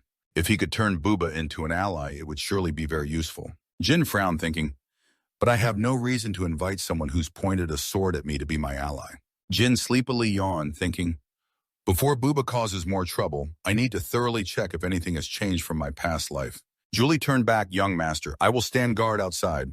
Not hearing a reply, Julie suspiciously turned back to see Jin lying down fast asleep on the bed. Seeing Jin asleep, Julie exclaimed, "Oh my." She smiled gently, keeping quiet so Jin could rest. The black furry cat's tail swayed back and forth. Mowing sounds came continuously from outside the window, annoying Jin even in his sleep, so noisy. Jin scratched his head, waking drowsily, thinking, did I oversleep?" While the noise from outside the window came in, Jin stretched and thought that although he had practiced many times back at the Thunder Arena, this was still too much for his 10-year-old body. "But what is that sound?" He went over to look. This made the black cat outside freeze rigid and drowsy. The atmosphere fell silent, as if a string of question marks ran through. Then Jin stared wide-eyed, wondering, could it be you? He recalled when Murakan laughed loudly. Must have been funny, right? "I will always hide and follow you, so don't worry, Jin." Then I can laugh too, I understand now. Watching the angry black cat outside the window scream and scratch the glass. Jin laughed nervously. He said he would hide and follow me. "You mean to transform yourself into a cat like this, Murakan?" The angry black cat opened its mouth to hiss, making Jin have to hold back laughter. Calmed down, then apologized to me. Apologize, but you opened the window to let the cat in. I was just a bit surprised because I didn't expect you to be in this form. Just looking at the cat emitting black smoke, I thought you would disguise as one of my servants like the horse caretaker. Murakan returned to human form angrily. If I did that, all the knights in your family would notice me. Murakan angrily said, do you know how hard it is to follow you? His foot stepped on a warped wooden plank. Then Murakan fell, flat on his face, crashing straight into the room's wall. He cried out. Julie heard the noise, frightened and worried, burst into the room. Young master, is something wrong? She immediately saw Murakan crouching, holding his forehead, trembling. Julie's face darkened as she shouted, who are you to dare follow my young master? She pinned Murakan down, raising her iron claws ready to stab with deadly intent. Quickly tell me everything before I turn you into ashes. Who the hell are you? Jin hurriedly stopped her. Wait, Julie. This person is Murakan. It was hard to believe when heard. Julie is this. Julie. Murakan stood up beaming. Oh, my little strawberry cake, you finally met me. Julie heard this with clear disdain, as if seeing a spoiled strawberry cake. Murakan confidently said, I've always looked forward to the day we met. She looked confused. Jin stood beside, helplessly covering his face, thinking everything's messed up. Jin introduced Murakan to Julie first. Murakan is the guardian spirit of the Zankandan family, the Black Dragon Murakan. Then Jin turned to Julie and said, and this is Julie. Before Jin could finish, Murakan cut in. I know who she is. She's my precious strawberry cake, right? Julie bowed and spoke somewhat nervously. I'm a lowly servant of the Ronkennen household. I apologize for being rude to the guardian spirit. Please forgive me. Seeing Julie like that, Murakan laughed loudly. Don't worry, my little strawberry cake. I'm very willing to forgive you. Julie asked with a slightly embarrassed expression. Murakan, may I ask why I'm called strawberry cake? Murakan answered confidently. Because you're wonderful, beautiful, and make perfect strawberry cakes. Julie shouted with a stunned face, turning to Jin. So he's the reason you request strawberries every day. Can you sit down for a moment to listen to my explanation? Jin said. Julie lowered her head and spoke with a somewhat hurt tone. There are many things I don't know about you, young master. Jin looked at Julie. I'm sorry for lying to you. Julie replied, no. I always knew the young master's talents were amazing. But first magic, then the Sodore's sigil bearer, and now a dragon is a servant. I'm just surprised and happy for you. Julie was full of curiosity now. Jin replied, anyway, Julie, you're now part of our group. The group can't know the truth that Murakan has awakened to my connection with him, at least not for now. Understand, Julie answered softly. Yes, young master, I understand. Murakan stretched out his body to shield Jin, excitedly looking at Julie. You don't need to worry, strawberry cake. I'm always by his side anyway. Julie replied, thank you for your kindness, Murakan. Julie wondered, oh, so the loud noise just now when you transformed is over. Jin replied, no, it's not. Then he turned to Murakan. You should be more careful. Murakan whispered to Jin, stop lecturing me. He fell down crying, boo-hoo-hoo. Murakan suddenly stood up, laughing loudly. Julie looked at Murakan's state with some fear, then looked at Jin, young master. Are you sure he's reliable? Jin looked at Murakan's current state, helplessly replied, probably. To the Mytel transfer gate, Julie stood. Chuok Mukera, well done, Black King team. Mukera asked, was a cat here earlier? Julie continued. The Runandell family will reward you generously for your efforts. Mukera said, this mission is also a valuable experience for us. I'm eager to see the future of young Master Rukenden, whom you serve. Mukera wondered, but Julie McLaren has a question she wants to ask you. Julie replied, yes. Mukera asked why such an outstanding talent like her would leave the McLaren family and become a nanny for young Master Rukenden. Julie hesitated and didn't answer. She turned her back and glanced at Mukera, signaling there was nothing more to discuss. Mukera awkwardly apologized, saying he had been too forward. Julie replied, it's okay, then let's go inside. Welcoming Julie and Jin was the receptionist greeting them at the Mytel teleportation gate. May I see your documents? Heading to the Alaihu Fester's quarters, thank you. Ah, you are from the Runandell family. The receptionist bowed respectfully, saying it was an honor to meet them, and asked them to follow him. We will arrange seats in the VIP section for everyone. We'll be back in a flash. If you could wait here about 2 hours, then be careful on your way. Julie quietly called young Master Jin, who turned to look at her. Julie spoke with a slightly worried tone. Actually, as a servant, she was very anxious. If Murakan got exposed or something happened, we wouldn't be able to respond. Jin replied she was talking about his magic. Of course, no one in Vukanden could do that. Don't worry, I'm aware, so I'll keep it well hidden. Suddenly, a noise came from behind and the two turned around sensing something. The Imperial Dragon badge that was Zippo, a young man with white hair and two large guards. Diva Ojin was silent and whispered, "Who is this familiar person?" "This is Veridin Zippo." She looked at Jin with a harsh tone. "I feel like I don't want to go to Hugh Fester today. Didn't expect to see these annoying rats here." Julie quietly glanced at Jin. Veridin Zippo turned to look at Butterfly but said, "Your cat is cute." Veridin Zippo cheerfully called Butterfly over. "Come here, good kitty." Suddenly the cat got angry and scratched Zippo's hand, making Zippo shout. The soldiers shouted loudly, "Young master," then scolded the kitten. Veridin looked at the two guards and said, "It's okay, it's just an animal. I must have scared it," and drew my sword. "But there's no use in front of the Rukandon house." Veridin Zippo glanced at Jin and Julie, who were sitting nearby. "I was just curious and wanted to tease them a bit, but didn't expect no reaction. I guess the youngest son of the Rukandon family is pretty calm." Veridin spoke. "I am Veridin Zippo. I want to apologize for my rudeness a moment ago." Jin looked up at Veridin.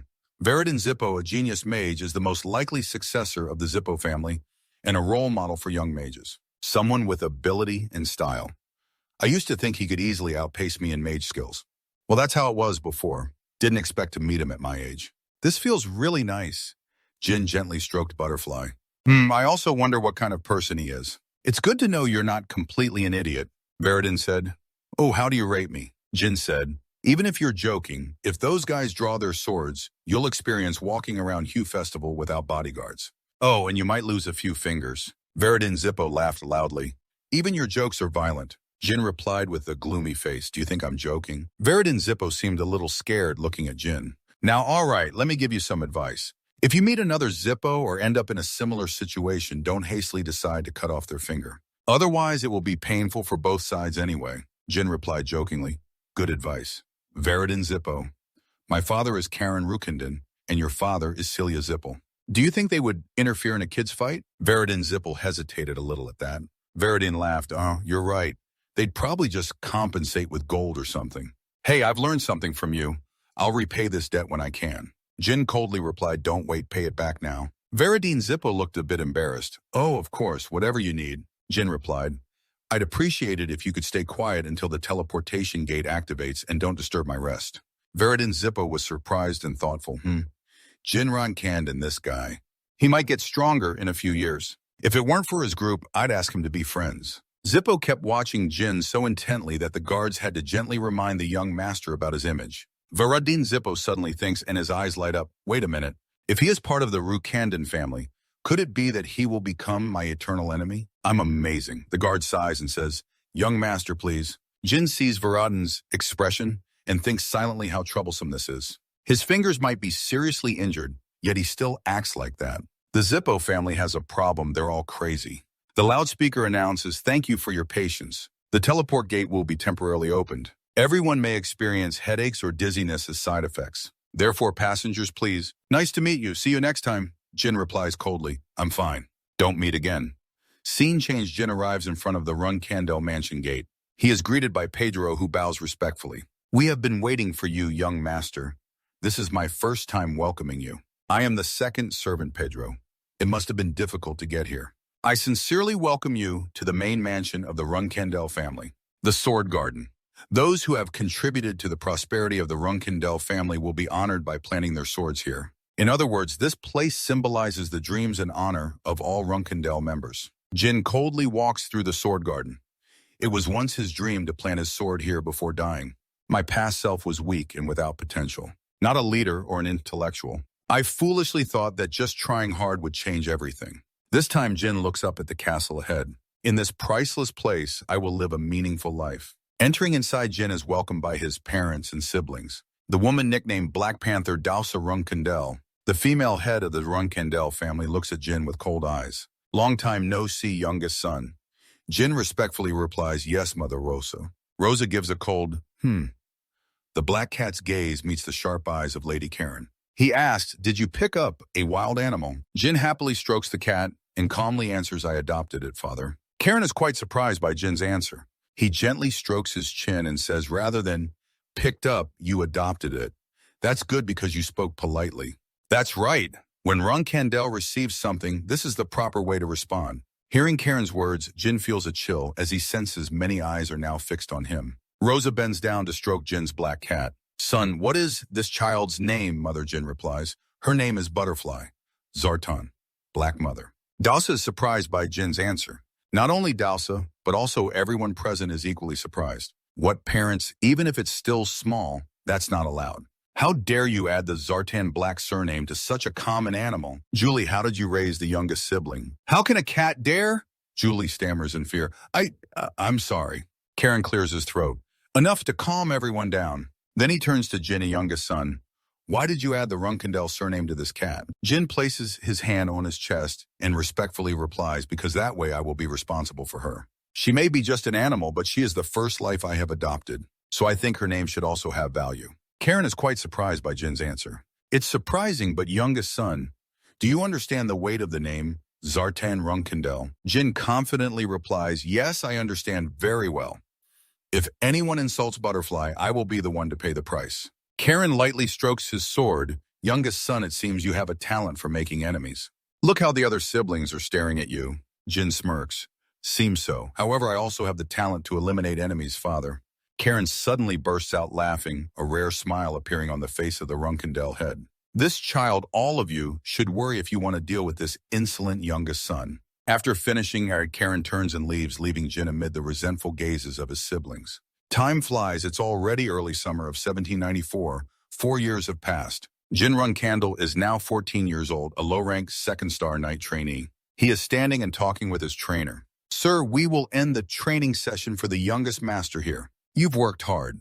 Jin was suspicious. We only trained in the mornings. The trainer replied, isn't Miss Luna the one who planned today's training? You might have forgotten this person is Garon Antumier, a low-rank Runandell trainee guard trainer. Jin placed his sword on the rack. Right, I'll go grab something to eat. Garon said today you also plan to eat with the other trainees. The young lady Dalsa seemed quite disappointed, sighing aloud. It's okay, I don't want to participate in the competition. Glancing at the others while eating. Hearing that, Garon responded, understood. I will report back to him. Jean was sitting alone when a voice called out, Young master, I brought food for you. Jean replied, thank you, Bellop. Bellop smiled. You're welcome, young master. This girl is Bellop Smith, a low-rank Runandell trainee guard. Jean glanced at Bellop, eating heartily, thinking Bellop Smith is a 13-year-old commoner. After failing the training exam, he faced dismissal from the trainee rank. Jean looked at Bellop and said, good. Bellop turned to Jean, yes, as if overhearing Jin's question. Jin stood up. Of course, I'm always grateful to the Runandell family. Thanks to them, I get to eat this delicious meat. And I'm also grateful to the young master who always shares his meat with me. Before Bellop could finish, Jin interrupted. Enough, stop it. You said the same thing yesterday. Have you memorized it? Bellop scratched his head, smiling awkwardly. You have to learn to control yourself with maturity.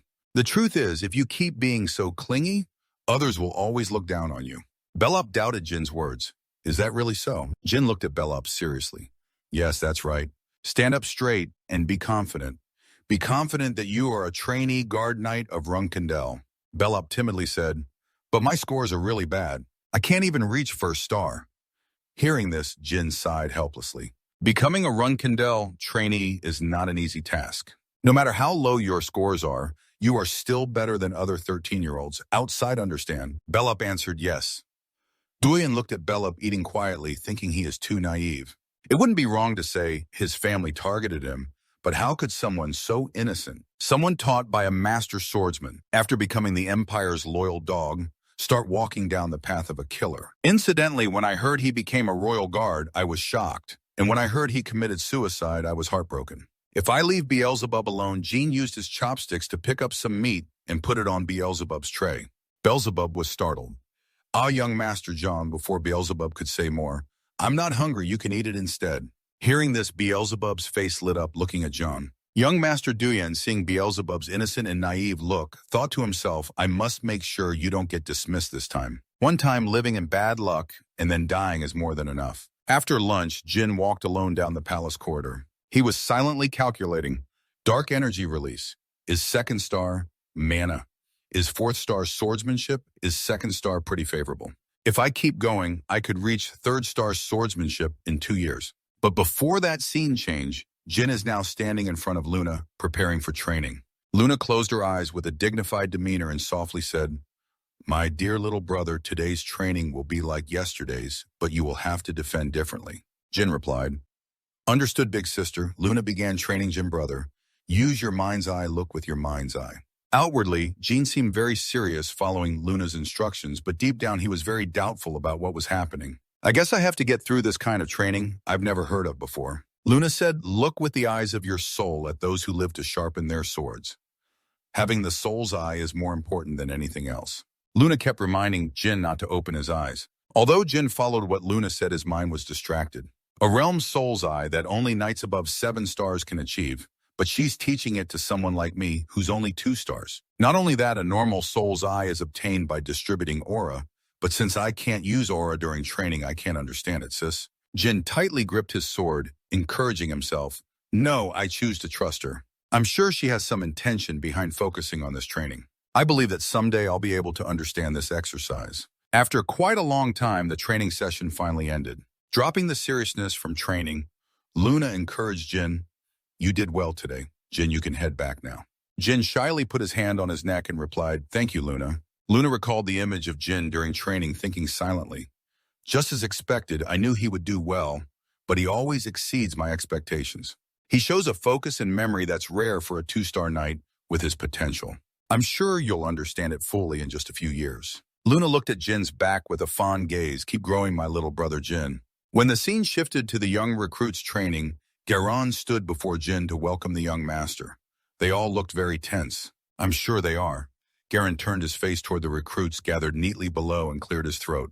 This match counts for a large portion of the final score. A good score is a shortcut to becoming a bodyguard knight, so I'm sure we're all quite nervous. After finishing, Garon turned to Jin and said softly, today is an important day for you too, young master. Jin looked at Garon with a confused expression. Garon continued, the 3-star bride said that if you defeat 10 higher-level opponents today, you can join the intermediate training group early next year. Jin coldly replied, Mom said that 3 stars. That's good news then. Jin turned toward the gathered recruits and looked at Beelzebub, who was trembling. Beelzebub's at it again. His pathetic, scared state made Jin sigh out loud. I'll measure so he won't be expelled, but he should be more confident. Garon cleared his throat to steady the recruits' attention. Today, everyone will fight 3 times changing partners each round. The top 10 winners will fight one-on-one against young Master Jin. As soon as Garon finished, all the recruits replied in unison. Yes, sir. Instructor, the match among the young recruits begins. Jin stood outside observing the matches, judging they weren't bad. They didn't earn their intern certificates for nothing. After dividing the pairs, Garon turned to the remaining recruits. All right, those not selected, return to your places. Yes, sir. Then Garon turned to Jin, ready to go, young master. Jin coldly replied, fine. Jin easily defeated his opponents 1 by 1. 10, I'm best at 8, so I only need to defeat 2 more. The one I need to watch out for is... Interrupting Jin's train of thought, Garon loudly said, next, get ready. A girl with long, pink hair tightly gripped her sword, confidence clear on her face. She slowly approached Jin, who was being cared for as the young master. This girl is Mesa Milcano, an intern, knight bodyguard in the regular group of Runandell. Jin looked at Mesa Milcano, a noble who will become a bodyguard knight after completing all her internship stages in the future. Mesa raised her sword high into a fighting stance with a confident expression. Today, I will defeat you at all costs. Jin was quite amused by Mesa's confidence. The match against Mesa is the most important in this exam. Jin smirked. All right, I'm looking forward to it. Then the two charged at each other with strikes that both bent under the immense power behind them. Although they were fighting with wooden swords, the force was so great that their clashes produced large flashes of light. Dean watched Mesa's fighting style and thought, Mesa, she is stronger than before, but not to the point where I can't defeat her. The problem is I have to defeat 8 more people after her. Then Jin launched a continuous series of attacks on Mesa's sword, making her a bit confused. Why is he attacking so simply when he has already revealed all his techniques? I'm sure he's doing it on purpose. But why is Mesa's sword trembling with her anger right now? Mesa looked at Jin's expression and strikes, thinking, could it be that he is underestimating me? Thinking that today I also can't defeat him. Thinking this, Mesa gripped her sword tightly and cleared her throat. All right then, try it, young master. Mesa angrily swung her sword continuously at Jin. The junior soldiers watching from outside were stunned by the intensity of the battle. Jin and Mesa's strikes were causing increasingly severe damage. Mesa encouraged herself that she would not be pushed down anymore. This time I will surpass the young master.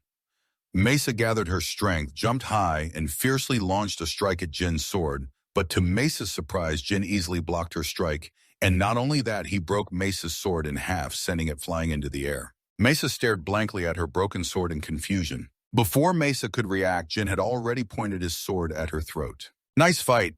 Mesa Mokano. Then Jin retracted his sword and said coldly, "It was useless anyway." Mesa looked down into the sword in her hand, unable to believe it. "He attacked the same spot on my sword with those strikes. How come our endurance and strength are the same, but I lost in precision and stubbornness? Could that really happen? After all, he is a child of Runandell."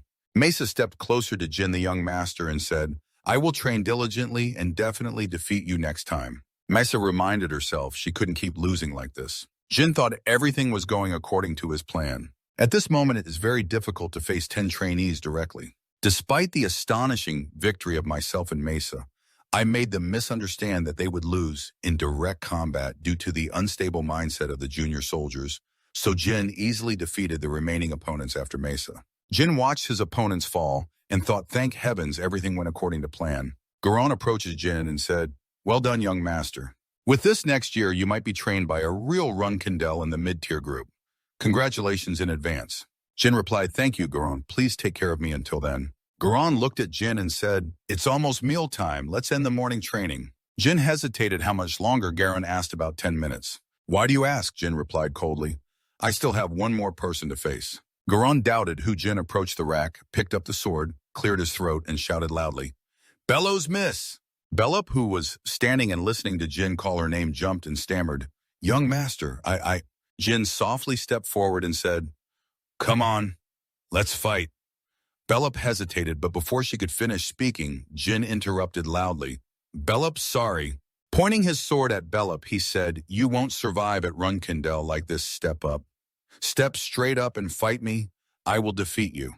Her heavy footsteps struggled to move forward with difficulty. This heaviness surely isn't from the iron armor she's wearing, but from her current mood.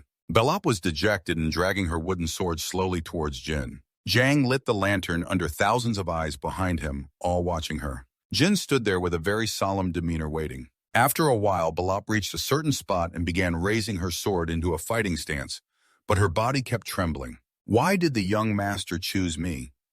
Is it because I'm weak? So maybe I can help him improve the army's skills. Seeing Bellup's somewhat embarrassed and scared expression, Jin used a face without a single emotion to call Bellup. Hearing the young master call his name, Bellup was startled and immediately stood up straight and rigid, so much so that even his messy blonde hair stiffened. He loudly responded, "Yes, young master."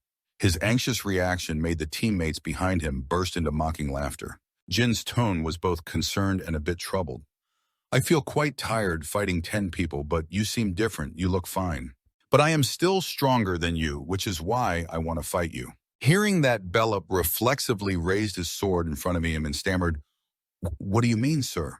Before he could finish, Jin Cannon suddenly charged at Bellup like a blazing flame. The surroundings around him turned bright red, influenced by Jin's power. Jan Kandon was caught off guard, but Bellup quickly used his sword to block a strong strike from Asuka. Bellup also quickly summoned all his strength to push Jin back, but then he planted his feet firmly on the ground to steady himself, looking awkward and uneasy. "Young master, why are you?" Jin remained silent and continued to charge at Bellup.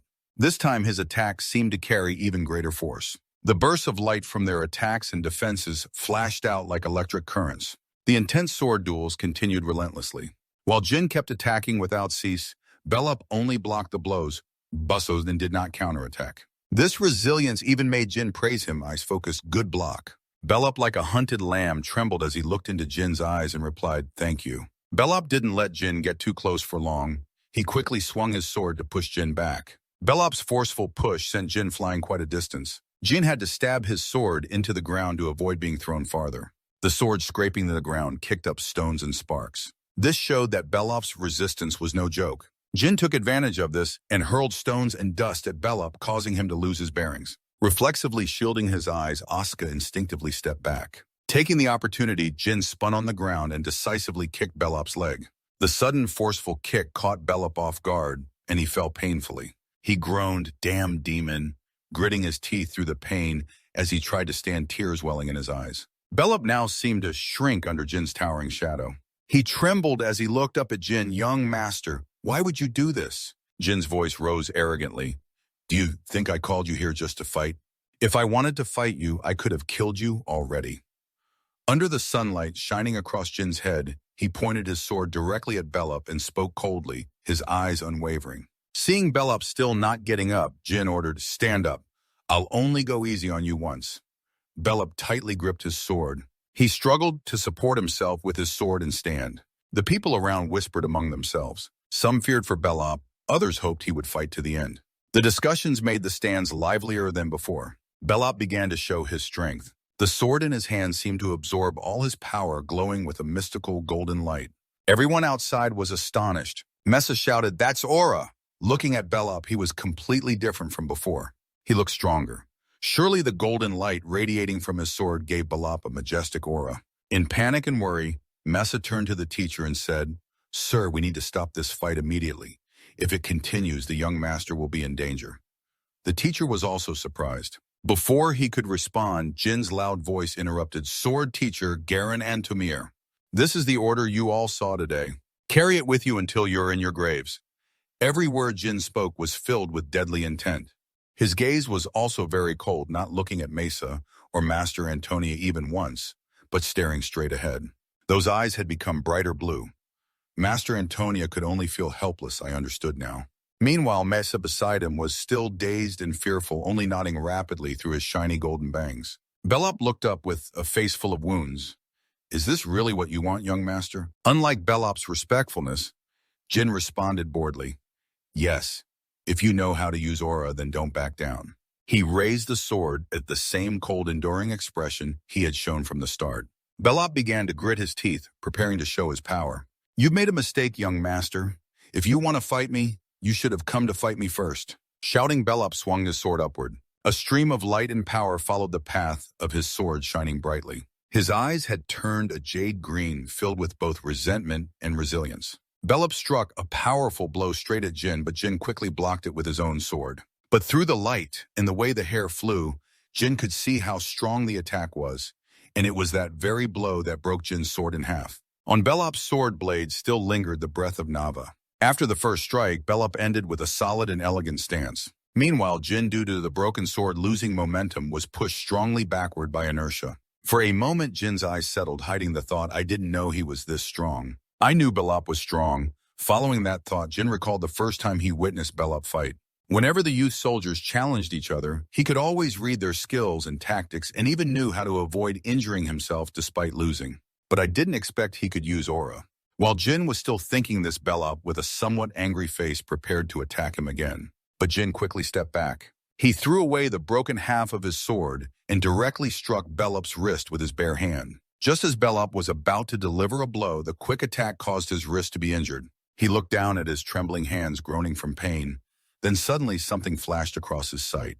Then the sound of metal clashing rang out. The situation reversed again, when Belop was caught with Jin's hands locked tightly around his neck. Belop tried to resist by pulling Jin's hands away but couldn't free himself. Seeing Belop growing tired, Jin released him and stepped back, not to get a better view, but to let Belop lower his guard. Belop knelt down, his body trembling as he breathed heavily. Why did you stop?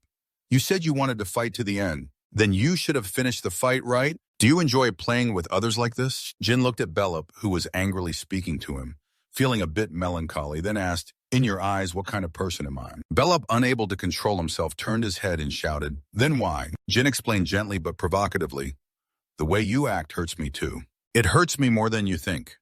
Hearing this, Belop clenched his hands tightly, still angry inside. "Gentlemen, what do you know about me to treat me this way?" Contrary to Belop's anger, Jin calmly approached him. He bent down to pick up the sword. "Just as you said, I don't know who you are." He raised the sword high, "But I do know one thing." Belop gradually calmed down, looking up in surprise at Jin's serious eyes full of sincerity. "Look, the care you have is something only you can possess once you become strong. You are weaker than me and also kinder than me." He spoke as he placed the hand on Belop's shoulder as encouragement. "Sorry, of course, I like that very much. But if you are so kind, you won't survive in this hell." Jin's voice was gentle but full of love.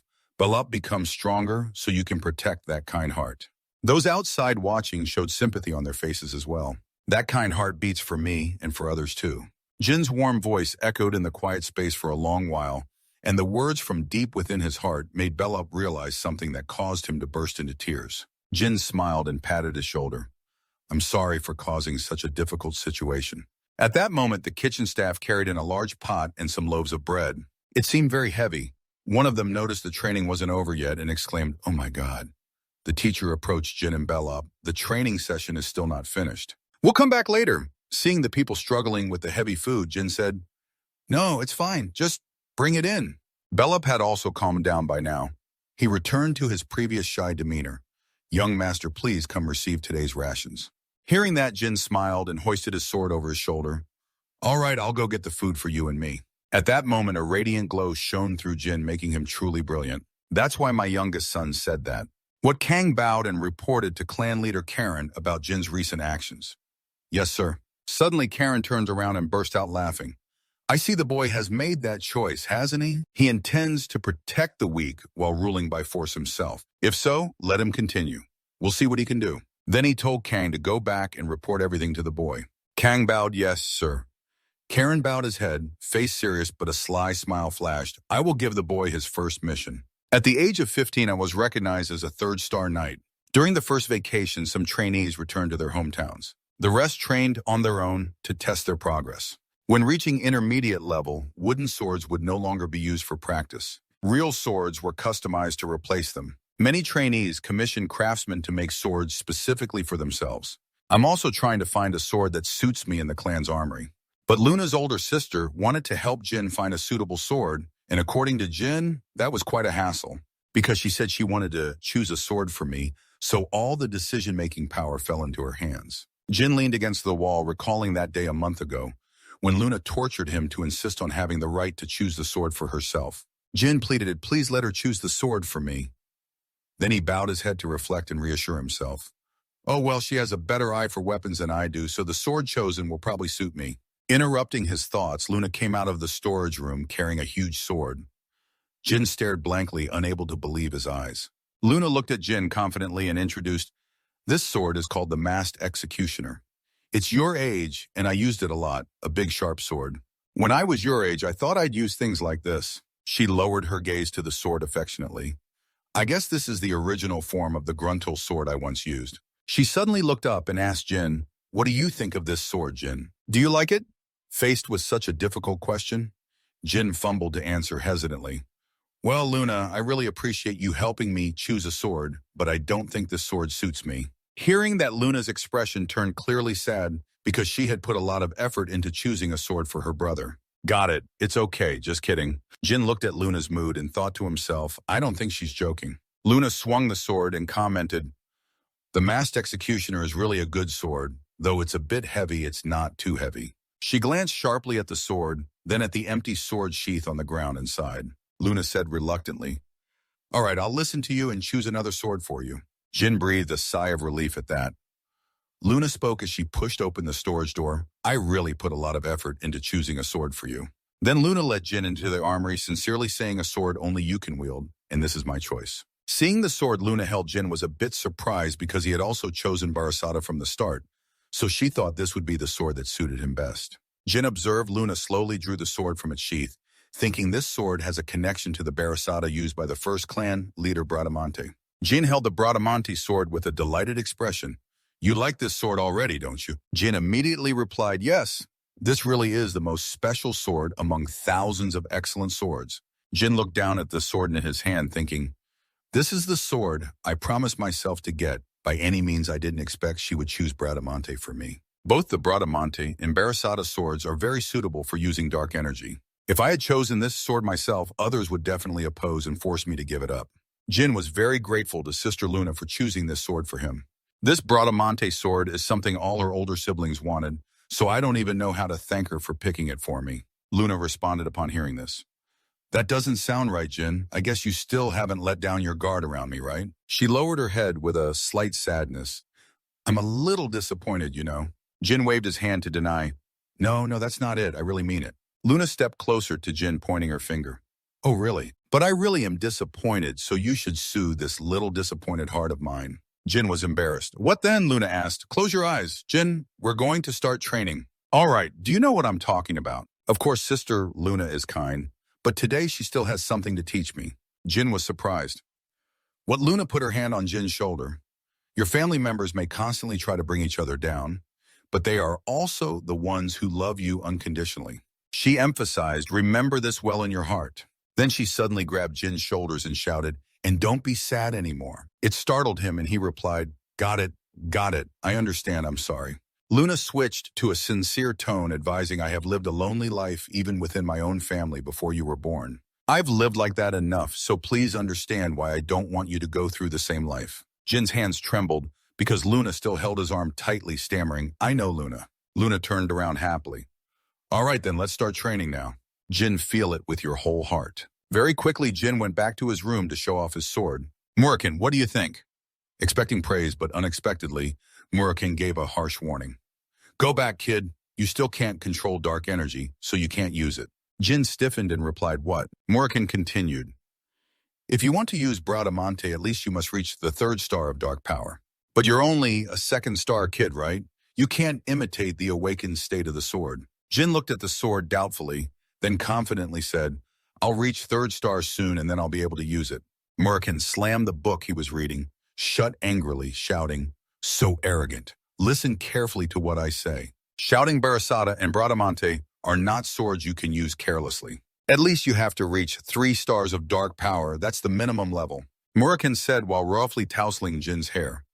Use normal swords for now, and wait until you reach 5 stars of dark power, got it? Jin struggled to get up, but pushed Murakan's hand away and smirked cheekily. You know I'm not impatient, so basically I just need to reach 5 stars this year, right? Murakan's veins bulged on his forehead in anger as he grabbed at Jin's head and grit his teeth, warning even if you rank first in the dark power contest, mastering that power is still utterly unreasonable. I'm telling you this for your own good, because it's so ridiculous that even dogs would laugh in your face. If you understand what I'm saying, stop spouting nonsense immediately. Seeing the old dragon keep scolding him, Jin stealthily reached for his book while he was ranting. Jin picked up the book and pretended to rip it, teasing. Say that again? What did you just say? Seeing his favorite book threaten Murakan was startled and angrily cursed. Damn it. Hey, put it down and listen to me. Put it down now. At the same time, Julie hurriedly ran in from outside, calling for the young master. Jin heard and quickly turned around Julie. What's going on? Did something happen? Taking advantage of Jin's distraction, Murakan snatched back his own comic book. Julie reported Guide Gurren is looking for you, sir. He was supposed to come here himself, but he said he needs to both look at the map and discuss the strategy summary with you, so he needs you to come there. Murakan sat on the floor hugging his book and cried tears of joy. Oh, my beloved comic books. Jin focused on listening to Julie and wondered strategy. Julie replied seriously, yes, Guide Gurren has assigned you your first mission. After the holiday ends, you must depart immediately. Jin turned around, scratching his head while walking. Is that so? It's about time. Now I'm a 3-star swordsman. But starting right after the holiday is a bit strange. Julie followed behind Jin. I guess it's because it's a very difficult mission. Usually missions of intermediate level and above are assigned to them. Yes, Jin added. Maybe it's because my progress has been recognized that I was entrusted with this mission. Jin turned back and confidently raised his hand. I will go check it out. Julie, please wait here with Murakan. Julie gently said, yes, young master. Please go ahead, sir. Upon arriving at the meeting place, Jin pushed the door open and stepped inside. Jin spoke Garen. I heard I've been assigned a mission. Garan, holding the strategic plan in hand, turned around to greet, hello, young master. Besides you, there are 10 other junior trainees assigned missions. Everyone will be split into 2 teams to carry out the mission. This is a search mission in the vicinity of the southern border area of the Empire. Jin the Den Empire is near the territory of the monsters, right? It seems to also be close to the area marked as the lair of the White Wolf tribe. Jin whispered to himself, low-level trainees shouldn't be sent to this area. If this is the first mission, it's quite difficult. The time allowed is also shorter than usual. Jin thought while raising his hand to receive the map. Young master, here is the map and detailed information about the members. After seeing it, everyone was surprised. Our team members are trainees with pre-intermediate results. There's also Bellup, a member with unstable results. Could someone have proactively proposed this? Proposed. If the fight with Bellup was reported to father, then maybe this mission is a test for me. Thinking this, Jin clenched his fist. All right, father, I will definitely prove to you my unwavering trust. 3 days later on the southern border, the mission's goal is to find the heir of the Ding Kingdom family. We will set up a guard camp in the center of the southern border when we arrive. Once prepared, each team will start searching and share information by sending people to the camp at predetermined times. During the day, everyone calls the young master commander instead. Those injured should rest quietly in the camp if necessary. Let's hope the scout leader is still alive. Bell ran to Jin to report the situation. Commander Edinburgh spotted monsters from the Water Tribe. Jin calmly pulled his hood down. The Water Tribe is a peaceful tribe that avoids carnivores. We probably won't enter the nearby White Wolf Tribe area. As Jin spoke, he pictured the monster and then turned to give orders. All right, Bellup, you will be slowed by the snow. Depart 2 hours earlier. Return to Area 13. Bellup obediently placed his hand on his chest. Understood, Commander. Jin turned to the others. The rest of you search Area 13. All together, yes, Commander. Then he stepped aside to observe the monsters and thought to himself, I have a bad feeling about this. Father must have assigned the mission directly, but everything seems too smooth. Or maybe I misunderstood and he just wants to test me with this mission.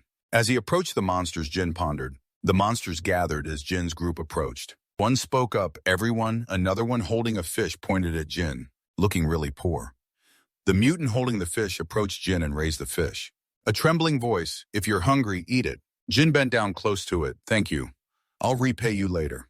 Then Jin continued observing and pondering. Outside Area 13 is the land of the mutants. The rookie soldiers would not be a match for them. Jin now took out the strategic map and kept thinking, I don't have to push myself just to get results. I will spend the next 3 days confirming the areas we already searched. Suddenly, a hurried call interrupted his thoughts. Young Master Bellup came running from afar in panic. Young Master Jin turned around worried. What's the matter, Bellup? Bellup answered in panic, making Jin freeze. Team 2 was ambushed. After hearing this, Jin turned sharply and raised his hand to command, all forces prepare to move. Bellup, what's the situation? Bellup replied urgently, Team 2 scattered to avoid the enemy. One person escaped and has reached the guard camp to report. Jin asked again. Mutants ambushed them. Bellup grimaced with a hint of panic. No, they were ambushed by humans. It's confirmed that 3 people attacked Runandell with only 3 men. Jin responded seriously. No way, I'm sure they had more people. He turned back toward the voice calling and said, Eddington David returned to the camp to guard the perimeter. Contact with the enemy is forbidden. Report as soon as possible. Yes, sir. After assigning tasks, while moving, Jin fell back into thought. There are too many enemies here, but what is their goal? Targeting Team 2 instead of Team 1 where I am. I don't know if they are AI, but suddenly Jin stopped raising his hand to signal the 2 behind to stop. They are under attack then, he continued his thoughts. I'm sure they will pay for messing with the Runandell household. Bellup suddenly spoke up. Young Master, there is blood on the ground covered by thick snow along with footprints and deep red bloodstains. Bellup's face turned pale with fear, stammering, Impossible, Mesa, and everyone in Team 2 are dead. Jin's voice slipped in to reassure calmly Bellup, the blood is still fresh. Jin carefully sat down to examine the traces. There was no sign of struggle or shattered fragments. There was a battle here and Team 2 fled. The footprints show only one person ambushed them. Sierra's voice rang out. Young Master, we found discarded bandages. They seem to belong to Hugh Fester. Jin looked at the white bloodstained bandage in Sierra's hand and praised, Good job, Sierra. Where did you find it? Sierra replied, To the west. Jin held the bandage, observing it, then envisioned the strategic map. So while treating the injured after the chase, they were attacked by an ambusher and moved west. Jin then pushed himself up and gave the order as Sierra joined the group with Addington and rely on them to move out. Bellup acknowledged the order. Yes, young master. Today, Jin and Bellup continued moving through the snow to the place after securing a hiding spot. Bellup whispered, It's Team 2, young master. Yes, I know, but after observing the current situation of Team 2, Jin concluded Mesa is not here. Not only that, the number of ambushers has increased by 1. Jin pulled out a small knife and simultaneously gave an order to Beelzebub. Beelzebub closed his eyes. After 2 seconds, he attacked the enemy on the left. Beelzebub received the order, kneeled down, drawing his sword, understood. Jin began using the special technique of dark energy Murakan taught him. The sharpness and destructive power of the dark energy that erodes matter increased. Jin jumped forward, thrusting the knife straight at the enemy. A burst of power shot forward. One of the 2 enemies was struck by Jin's move without noticing. He was eliminated instantly, surprising the man from Team 2 who followed right after. Bellup jumped out of hiding to attack the remaining stunned enemy. What the hell? Then suddenly he glanced up at Bellup, seemingly looking at him from behind. Jin's Bradamante sword was drawn just as the enemy focused on blocking Bellup's attack. Jin rushed from behind to attack. Blood sprayed a deep red stain on the snowy ground. Jin pinned the enemy flat on the ground and looked back at everyone. Is everyone okay? Despite being covered in wounds, Jin forced himself to stay strong to avoid causing worry. Young Master, we are fine, but they have captured Mesa. We apologize, Young Master. Jin replied, it's okay, prioritize treating everyone first. The enemy pinned under Jin looked at him with eyes full of resentment, but begged for mercy because he didn't want to die. Jin looked coldly at the enemy on the ground and said, you want me to spare you?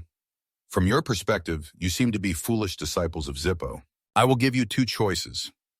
One, Jin raised his sword at the Zippo disciples. One is to die peacefully after revealing your faction purpose and base. Or two, shut up and die painfully like your comrades. Seeing the disciples' expression, Jin guessed he didn't believe what he said. I will keep my promise. My name is Jin Junkonden. I swear on my family rules and honor. Hearing this, the disciple shut his eyes tightly and begged, all right, please spare my family. I belong to a revolutionary group called Kinzello. Jin was doubtful, vaguely remembering something. Kinzello, he meant the terrorist organization active during the time I was dead. The world was chaotic when they killed King Jin and massacred the people. They claimed to be a revolutionary group whose goal was to turn their king into the king of the world. I am outraged that you intend to incite chaos in the Jin kingdom by killing Kanden soldiers. The disciple quickly explained, I am just a henchman, so I don't know much, and I don't know where the base is, but my branch operates at the entrance to the monster land with about 20 warriors and 4-star mages. Hearing this, Jin frowned and asked the last question, why capture Mesa? The disciple answered, that was to promote our revolution. There was an order to capture female soldiers alive. Hearing this, Jamor was furious. Those filthy bastards. The disciple replied, that's all I know. Jin looked coldly at the disciple. I will keep my promise. With that, Jin used his sword to take the man's lifeblood, spreading widely on the ground. Jin said, how long has Mesa been captured? Bellup responded with a sound. Jam was curious. So they are still near the entrance to the monster land. Go request reinforcements from the base after finishing first aid. Gimo doubted, excuse me, young master, do you intend to go alone? The ambushers are 4-star martial artists, 20 in total. He's right, going alone is too dangerous, young master. Scott shouted, we are soldiers, so it's normal if we die fighting, so please. Before Scott could finish, Jin coldly replied, as you said, Scott, but one soldier is captured. Chen Kanden's son can't do nothing. I am stronger than everyone thinks, so obey orders. I will deal with any resistance or disobedience from you. Bellup, since all members of Team 2 are injured, you are now their strongest soldier, so you must keep yourself alert. Do you understand? Bellup replied, I will remember, young master. Then Jin left for the rebel army base. Jin pictured Mesa tied up, please don't let me arrive too late. Amid the nighttime snowstorm, Jin thought with difficulty our enemy has 20 soldiers rated 4-star. He wiped the sweat off his cheek with difficulty, worried, but his swordsmanship was only about 3 stars. Magic, 4 stars, and dark energy release, magic 3 stars. Jin, with his thoughts, kept moving deeper into the dark forest. The second skill had developed well, but he couldn't face them all at once. Given the current situation, the top priority now is to rescue Mesa. At this moment, he cast wind magic, creating a green whirlwind on his hand, thinking he would try to avoid fighting as much as possible and focus on finding Mesa. Jin used a terrain scanning technique, releasing that whirlwind. It quickly spread like a terrain net covering all around. Jin continued to create a wind spell, intending that if he used wind magic here again, the whirlwind he created would be like a giant snake, winding through the trees, rushing forward. Watching the whirlwind, Jin recognized the direction toward the meadow, instantly rushing there because he thought they hadn't gone far. Jin was running fast forward when suddenly an arrow shot from the right, appearing from somewhere and flying toward him. More arrows flew out to attack, but Jin quickly cast the wind magic on his hand to dodge. It turned out to be Miyu's group. They rushed to attack, yelling, that's the kid, Runandell, catch him. At that moment, Jin cast magic, drew his sword from his side, and swung deadly sword strikes toward them. The sword strike cut one of the news group in half, making him exclaim in shock magic that Runandell uses magic. That amazement didn't last long. News quickly reassured his subordinates, damn it, just kill him. Not keeping his opponent waiting, Jin swiftly drew his sword from its sheath, once again blocking News's fast attack. Seeing his comrade in danger, the purple-robed mage conjured a flame on his staff and shouted, "Get out of the way." News turned to dodge aside as the flame shot toward Jin, as if trying to engulf him. But as the flame neared, it transformed into a binding rope wrapping around Jin's arm, preventing him from moving. Sensing a chance to counterattack, News smiled triumphantly. His smile hadn't lasted long before Jin swung his sword across News's body. While News was still confused, dealing with the flame on his hand, Jin twisted his wrist to grab it, then decisively pulled the flame toward himself. The mage hadn't had time to react to the situation before Jin pulled him closer. Despite Jin's will, the mage stubbornly resisted. When the fire failed, he shouted, "Then I'll tear you apart with ice." A magic circle appeared, shooting out sharp ice darts, but they caused no damage when they hit Jin. Jin easily swung his sword to shatter the darts, leaving the mage stunned. In disbelief, he shouted, "Impossible, how?" Before Jin killed him, he left a bitter remark, "My magic." The final battle was over. Jin slowly thought, "Those damn Kinzello." He gently sheathed his sword, continuing his thoughts. Looks like they weren't trying to hide their trail. Huh? They really underestimated their opponents. Suddenly, he noticed footprints and drag marks, guessing they had met someone else here and traveled by cart. Then Jin pondered, Kinzello is a proper ranked group, so they probably divide loot by rank. Holding the map, he looked back at the earlier battlefield, reasoning they wouldn't dare touch the high-ranking prize. So now was the only chance to safely rescue Mesa. Looking at the map, Duyan realized they were near the monster's territory, so their base must be close. If so, he decided to burn the map in his hand. He would distract them and find a gap to rescue Mesa. Scene changed now. Jin, with a determined expression, unleashed blazing flames that roared like a ravenous demon engulfing the sky. Adding wind to the fire, Jin used wind magic to help the flames spread faster. Doing this, they would rush out to put out the fire. From within the blaze, someone shouted in panic, "Fire." Suddenly, what's going on? Dai hid behind a building, quietly observing their confusion. Where did this fire come from? Put out the fire immediately. Bring water. Suddenly, Jin noticed a loud voice yelling, "Don't you know how to properly put out a fire?" The one yelling looked rough and large, repeatedly ordering the mages to use water and ice magic. Is that their leader? Jin looked at him and guessed that Kia Guy is their leader. Jin took action while they were still panicked and hadn't handled the situation. The fire boss was still burning, and the Kia leader shrewdly noticed something wrong, reminding them, "Do you think this fire just started by itself in this weather? Someone definitely lit it. Find him."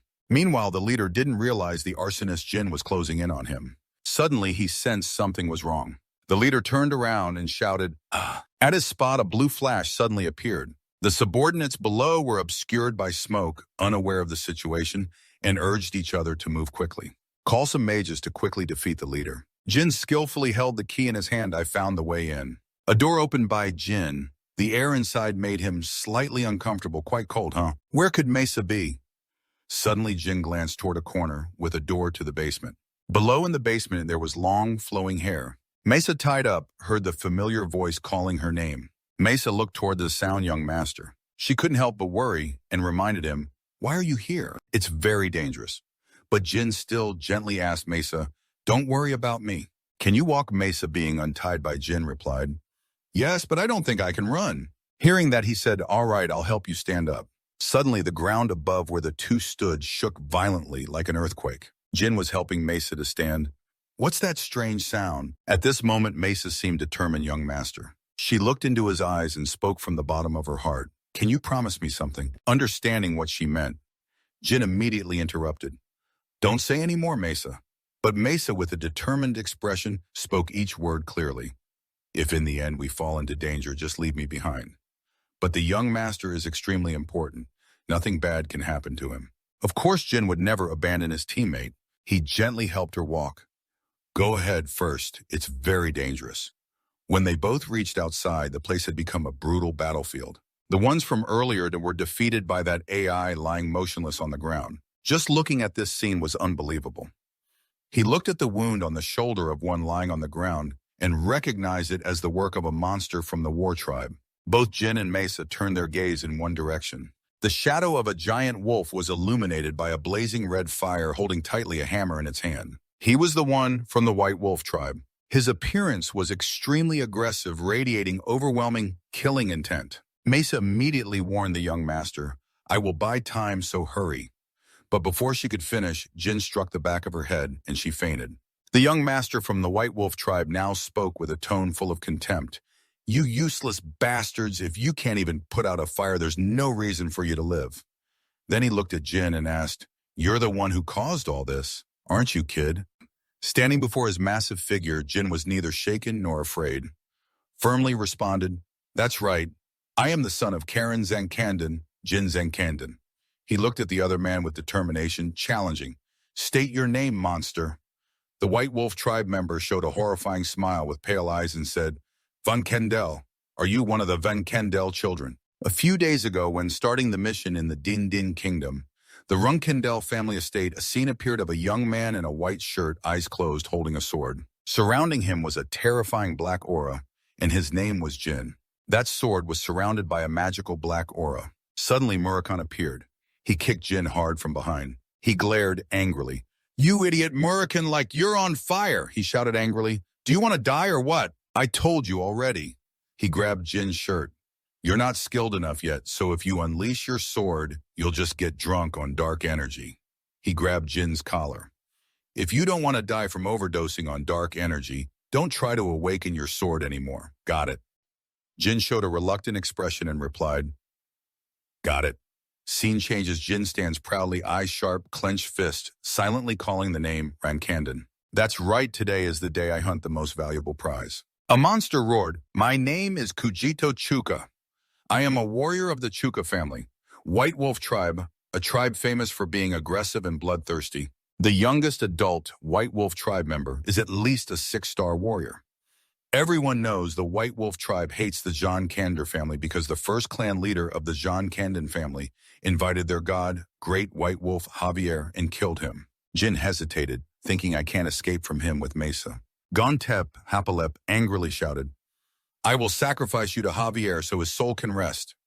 Someone thought silently, Choose now, you will either fight me honorably or be torn apart running away like a coward. Jin raised his sword decisively and answered, I will fight you. He was excited. Good, you're a Runkandel with some pride. He raised his weapon and shouted, Then let's have a real fight. The battle exploded, sparks flying continuously, the golden sword handle glowing brilliantly. A dazzling light burst forth. Jin's eyes widened as if shocked by something. The scene showed a fierce and intense battle. Jin worriedly thought, He really is from the White Wolf tribe. I have to use all my strength to block his attacks.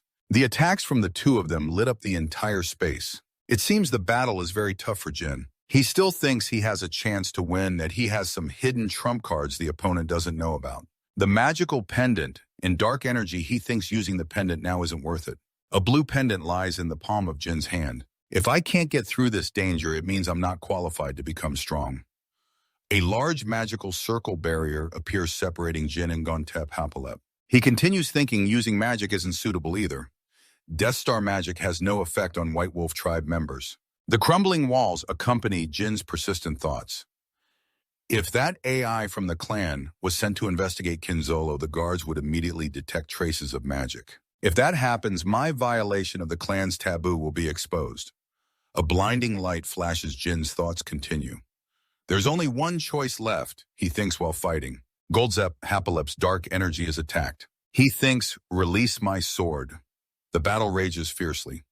Goldzep Hapalep ox nice sword dun dun Kandon. He continues, It's no match for your clan's famous black sword. Then Gontep Hapalep admits Jin's power, but you're stronger beyond your appearance. Behind the smoky battle is Gontep Hapalep's terrifying roar. Jin grits his teeth. Remember the feeling of releasing your sword that night? It's over now. Don Runkandel. Gontep Hapalep's words rise along with your white sword's appearance and Goldzep Hapalep's terrifying face. I will sacrifice you to Javier. Jin's eyes blaze fiercely. I have to recall it right now. Goldzep Hapalep's panicked gaze. Darkness engulfs everything. Goldzep Hapalep panics. I can't see anything. A figure fighting in the dark appears. Jin's sword surrounded by black aura, along with his words. I never understood why my clan was famous for their black sword until recently. I now realize Gontep Hapalep was ambushed.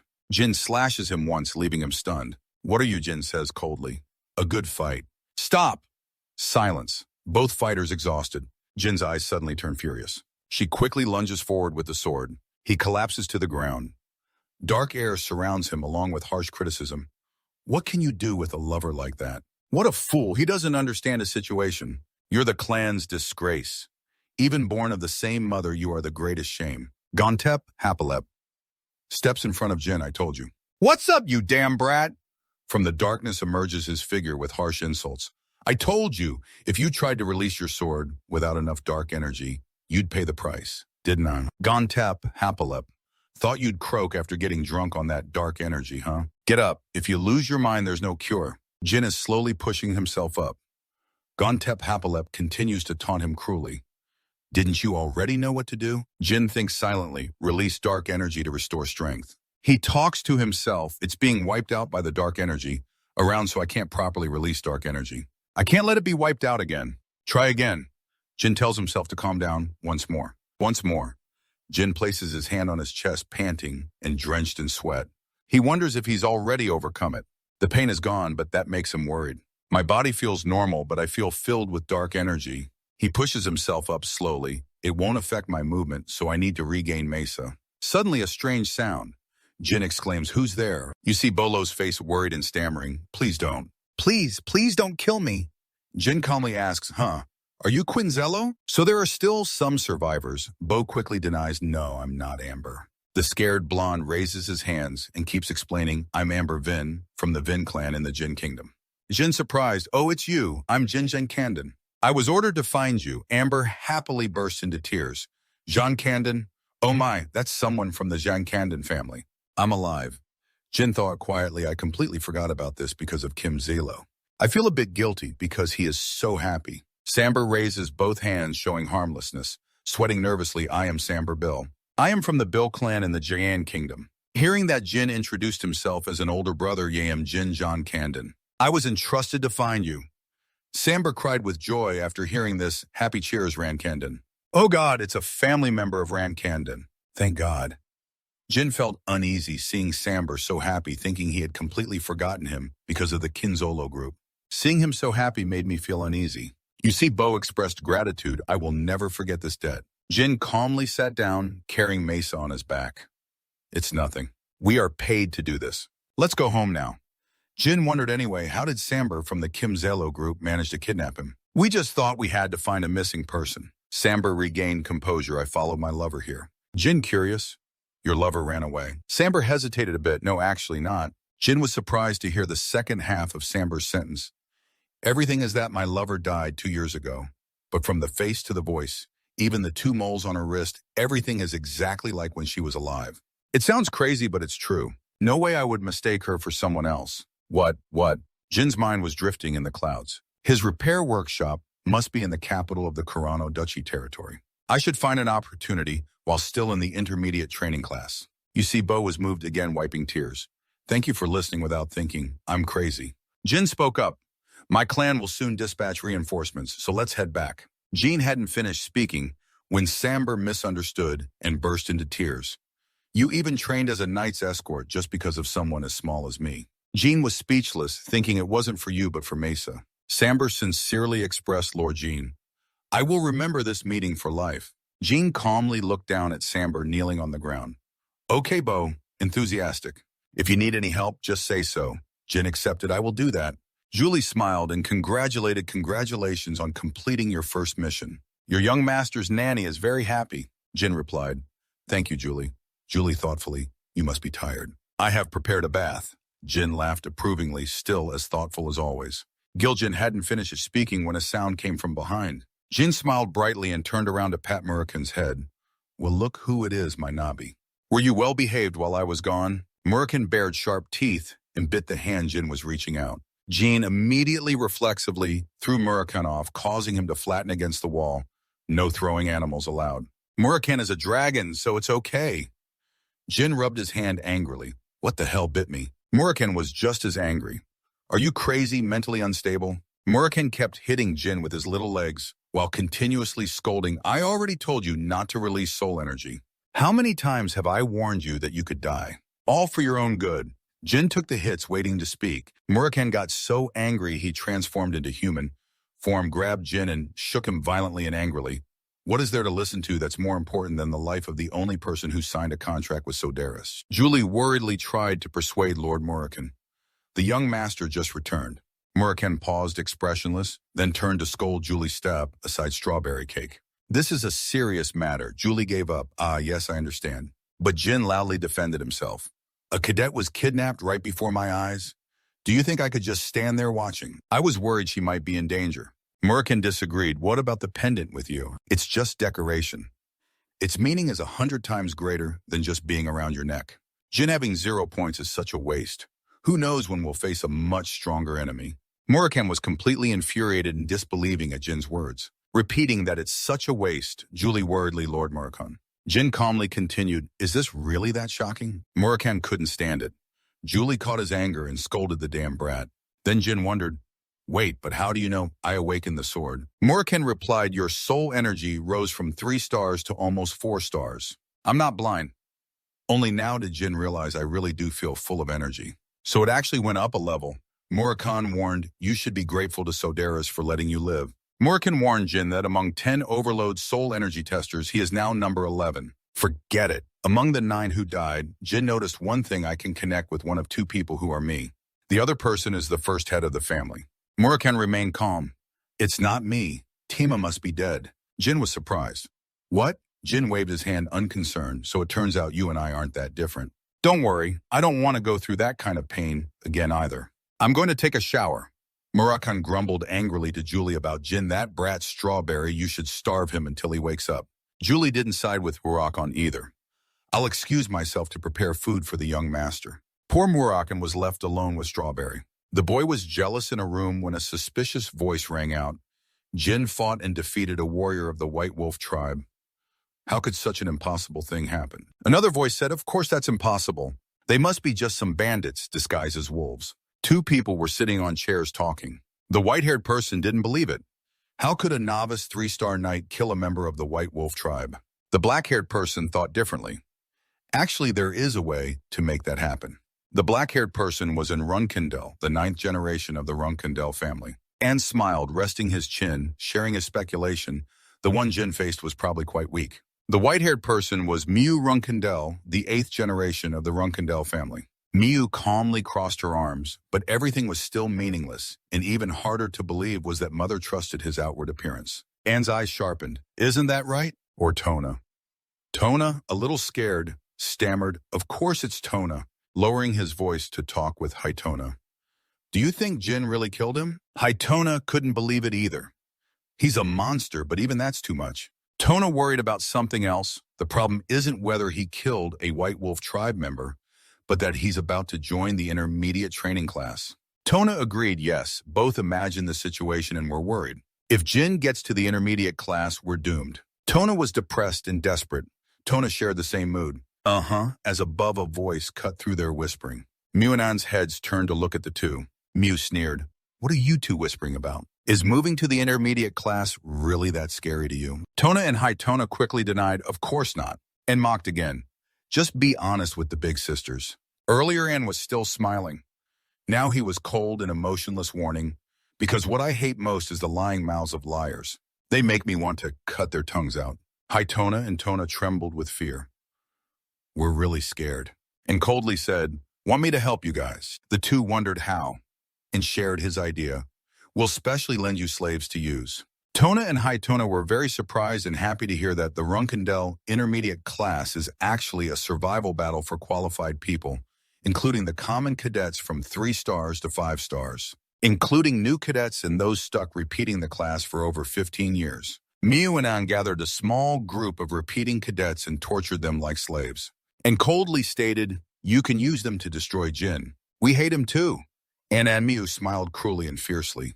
But if you don't arrange carefully, you'd better anticipate the consequences. My beloved younger brother is in Jin's room. He just finished showering and is still drying his hair, but his mind keeps calculating. I have succeeded in the first mission, so joining the intermediate class must have been decided. On the other hand, I have also reached the 4th star of soul energy. Jin has set a goal to use energy efficiently. I need to reach 6-star swordsmanship within at most 5 years. Jin thought 6-star swordsman means becoming an excellent swordsman. And starting from 7 stars, one is considered a master swordsman. But that's only special for ordinary people. From 8 stars onward, it's called extraordinary, and everything changes completely. Moreover, out of more than 2 billion people on the continent, fewer than 100 are 9-star or 10-star. And only one person has surpassed those standards, the Divine Knight of Origin Zero. Jin clenched his fist, silently determined, this life I will reach the Origin Zero rank. I have to go even further. Jin began planning for the future. So the first bridge to cross is my own advancement. The Tona twins are already in the intermediate class. I anticipated it even without real experience. Once stepping into the intermediate class, I will be supervised by all the brothers and sisters, not just the Tona twins. Jin looked at the food Julie prepared and remembered her words, eat well, young master. Jin had nothing much to say. His eyes were full of ambition and determination. The beginner class is full of kids of the same level, so the atmosphere there is quite friendly. But for the intermediate class, there's no room for softness. In a place where strength and skill are the only things valued, what I need to do is to dominate the intermediate class with my own power. Then Rosa sat in the office focused on writing something. Rosa seriously, come in, Jin. From outside, Jin entered coldly. Did you call me mother? The light from the window shone on Rosa's small figure. She heard her son's voice and stopped writing. Rosa gently, yes. Rosa smiled at him. I heard you completed the mission safely, excellent result. Jin thanked his mother. Rosa flipped a page. Right according to Becho's report. She reached out to close the book. Rosa sternly, you refused my offer to change rooms. She placed both hands on the table. Rosa, emotionless. As you know, that room is only for those who can become the future head of the family. Since Joshua, when he was still a child, it has been vacant. From now on, you should use it. Jin placed his hands behind his back, seriously. Thank you, mother, but I will not accept it. Rosa questioned, why? Jin replied. It may be a good room, but in the end, it's just a room. And for me, that room seems a bit much. Rosa asked, so you really don't want it? Jin smiled. Yes, I have decided. Rosa tapped her fingers distinctly on the table. She pondered for a moment. All right, you leave. Okay. Jin bowed his head slightly. Yes, mother. After he left, Rosa smiled helplessly. I can't tell if my youngest son is not greedy or just too ambitious. Rosa thought, what I just mentioned is the elder's room, the room for the child who will inherit Runandell in the future. She imagined Jin surrounded by many swords pointed at him. The boy should know that the moment he steps into that room, he will receive support worthy of that room. But at the same time, he will become the target of those who did not get it. Rosa smiled. The boy probably realized I am testing him. Now let's see how he behaves in the intermediate class. Jin walked to where his teammates were standing. Starting tomorrow, I will study in the intermediate class. And from the intermediate class, there will be many factions. A serious Jin. Everyone will be considered my faction. And everyone must endure all the pain and humiliation. Jin smiled softly, but don't be afraid, I won't let them get away with it. And they will stop when I completely conquer the intermediate class. Solemnly, by then everyone must go together, or at least 3 of us. Even when not practicing and trying to avoid walking around alone. The whole crowd shouted loudly the next day. Z put his hands behind his back, seriously attentive. Runandell, elder of the Runandell 8-star Knights, younger brother of Sharon Runandell. He stood on the podium, his voice echoing around. This year, 10 newcomers have joined us and 27 trainees have withdrawn. He and his teammates stood on the cold, wide ground. Newcomers should learn the life of an intermediate cadet from their seniors. My job is to teach and grade swordsmanship. Except for killing, all other situations or accidents should be resolved by yourselves. Jin looked emotionlessly at the people standing below. Iz shouted loudly, Old soldiers, what do I always teach? The people below responded in unison. Vankandel does not need the weak. The people below had serious faces. Vankandel does not need the weak. Vankandel does not need the weak. His teammates, hearing the loud shouts, also sweated a bit. Vankandel does not need the weak. Jin sighed, thinking, too noisy, these words are full of malice, trying to discourage us. Jin looked down at the 2 people below, also shouting loudly, thinking silently, the Tona brothers over there. Dian looked at the person standing next to the Tona brothers, thinking the man beside them seemed to be a longtime cadet. I don't think they recruited him themselves. I wonder if they got help from Muanon. He turned and went down, thinking, I'm sure they want to discourage the newcomers, but I'll show them they're wrong. He stepped down, walking step by step closer to the people below. The Tona brothers were stunned, thinking, what the hell is that crazy guy doing coming towards us? Don't be so cowardly. From today we have Miu and Anne backing us. Jin gently drew his sword, the light gleaming from the blade. He swung the sword hard at Kajin. The man near the Tona brothers, Kajin, looked at him dumbfounded, not dodging Jin's attack in time. The Tona brothers were also shocked by the scene. Jack looked sternly at the scene below. Kajin fearfully looked at his right arm, which was cut off and fell to the ground. Everyone standing around was also shocked. Kajin painfully collapsed to the ground, clutching his arm. Jin sheathed his sword, thinking the one who needs warning is him. Jin looked sternly at the crowd, calling for a medic, thinking it's not me but you all. Detona was surprised. Jin, are you crazy? Why did you suddenly swing your sword like that? Jin looked down at the person he just attacked. What's the name of the cadet? When Jin winced in pain, it was Jin Romello. Jin said seriously, do you know why I cut you? Detona angrily pointed his sword at Jin. Hey, why did you ignore us and then suddenly draw your sword? Jin looked at Tona with sharp, dark eyes. Doesn't your brother see that you're talking to Kajin? You will accept to fight later, but for now, be quiet, you bastard, hey Tona. Angrily, how dare you act like that after cutting my cadet? After speaking, Haytona realized what he said and covered his mouth, face full of fear. Jin smiled, my cadet. Jin turned and laughed at Haytona. So this guy is on your side. Your brother only cut him because he looked at you with bloodthirsty eyes. The people around were shocked. They looked at Jin and the Tona brothers standing opposite each other, thinking, is this a power struggle? Des smiled, thinking, instead of discouraging my younger brother, they have been taught a lesson. He looked at Kajin, kneeling on the ground, clutching his arm. From what the Tona brothers said, Kajin has openly sided with the Tona brothers. Des looked at Jean, arrogantly standing and watching. He thought Jean's actions were not just random, but part of the long tradition of Runandell. The power struggle fight he just did was very bold. Jean stepped forward sternly. Cadets, listen up. I am Jan Zenkaden. Jean looked at the people in front of him. You can point your swords at me or ambush me like before, but if you show even the slightest disagreement, I will not hesitate to cut you down like I just did. The crowd looked at Jean fearfully. He said sternly, Jin Runandell, the youngest son, 13th in the family. Jin turned and saluted the elder. His eyes flashed red. Do you think you have the right to behave like that in front of me? Jin stood calmly before Z's urgency. That's right. Z doubted why before the astonished eyes of the Tona brothers, Jin was indifferent. Because I don't think I just fought two Tona brothers, I fought you, elder. Z's face was terrifying. Z raised his hand forward, palm up. A yellow light appeared. You fight me. Z's eyes flashed red. A yellow sword was formed from his power. He radiated a terrifying power. He pointed the yellow sword at Jin. Interesting, explain. Depending on your answer. Z looked seriously at Jin's serious face.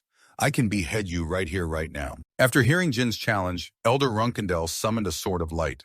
In a frightening tone, a match between you and me. Elder Runandell's face darkened. His eyes burned a fierce red. He lowered his voice. Seems interesting. Immediately, Elder Runandell pointed the light sword at Jin and asked him in an inquisitive tone, explain depending on your answer. Jin saw this but was not afraid. His face grew serious with a slightly angry expression. Elder Runandell continued. I might behead you immediately. Then Jin replied to Elder Runandell with a calm and indifferent expression, showing no fear. You chose a very special way to intimidate the cadets, even though I'm in this class. Suddenly, Elder Runandell clenched his fist, his face very terrifying. Jin continued, I thought about it when you attacked me. As soon as he finished speaking, Elder Runandell launched a move at Jin, but fortunately it only grazed him without hitting directly. Jin's expression remained very calm without any fear. Jin's face was cut slightly from the recent attack. Elder Runandell looked annoyed, glared at Jin and said, So you're unhappy about me intimidating the cadets causing this mess? Usa Jin replied, Except for my unhappiness, that's exactly what happened. Hearing that, Elder Runandell responded, If so, then you should have swung your sword at me right. You just injured a cadet. Jin calmly answered indifferently, That's because I haven't defeated you yet. Mesa, standing nearby, was very surprised to hear Jin respond this way to the elder. At this moment, Jin gave a sly smile. He calmly said, If I knew I could win, I wouldn't aim at Kajin or my brothers, but at you.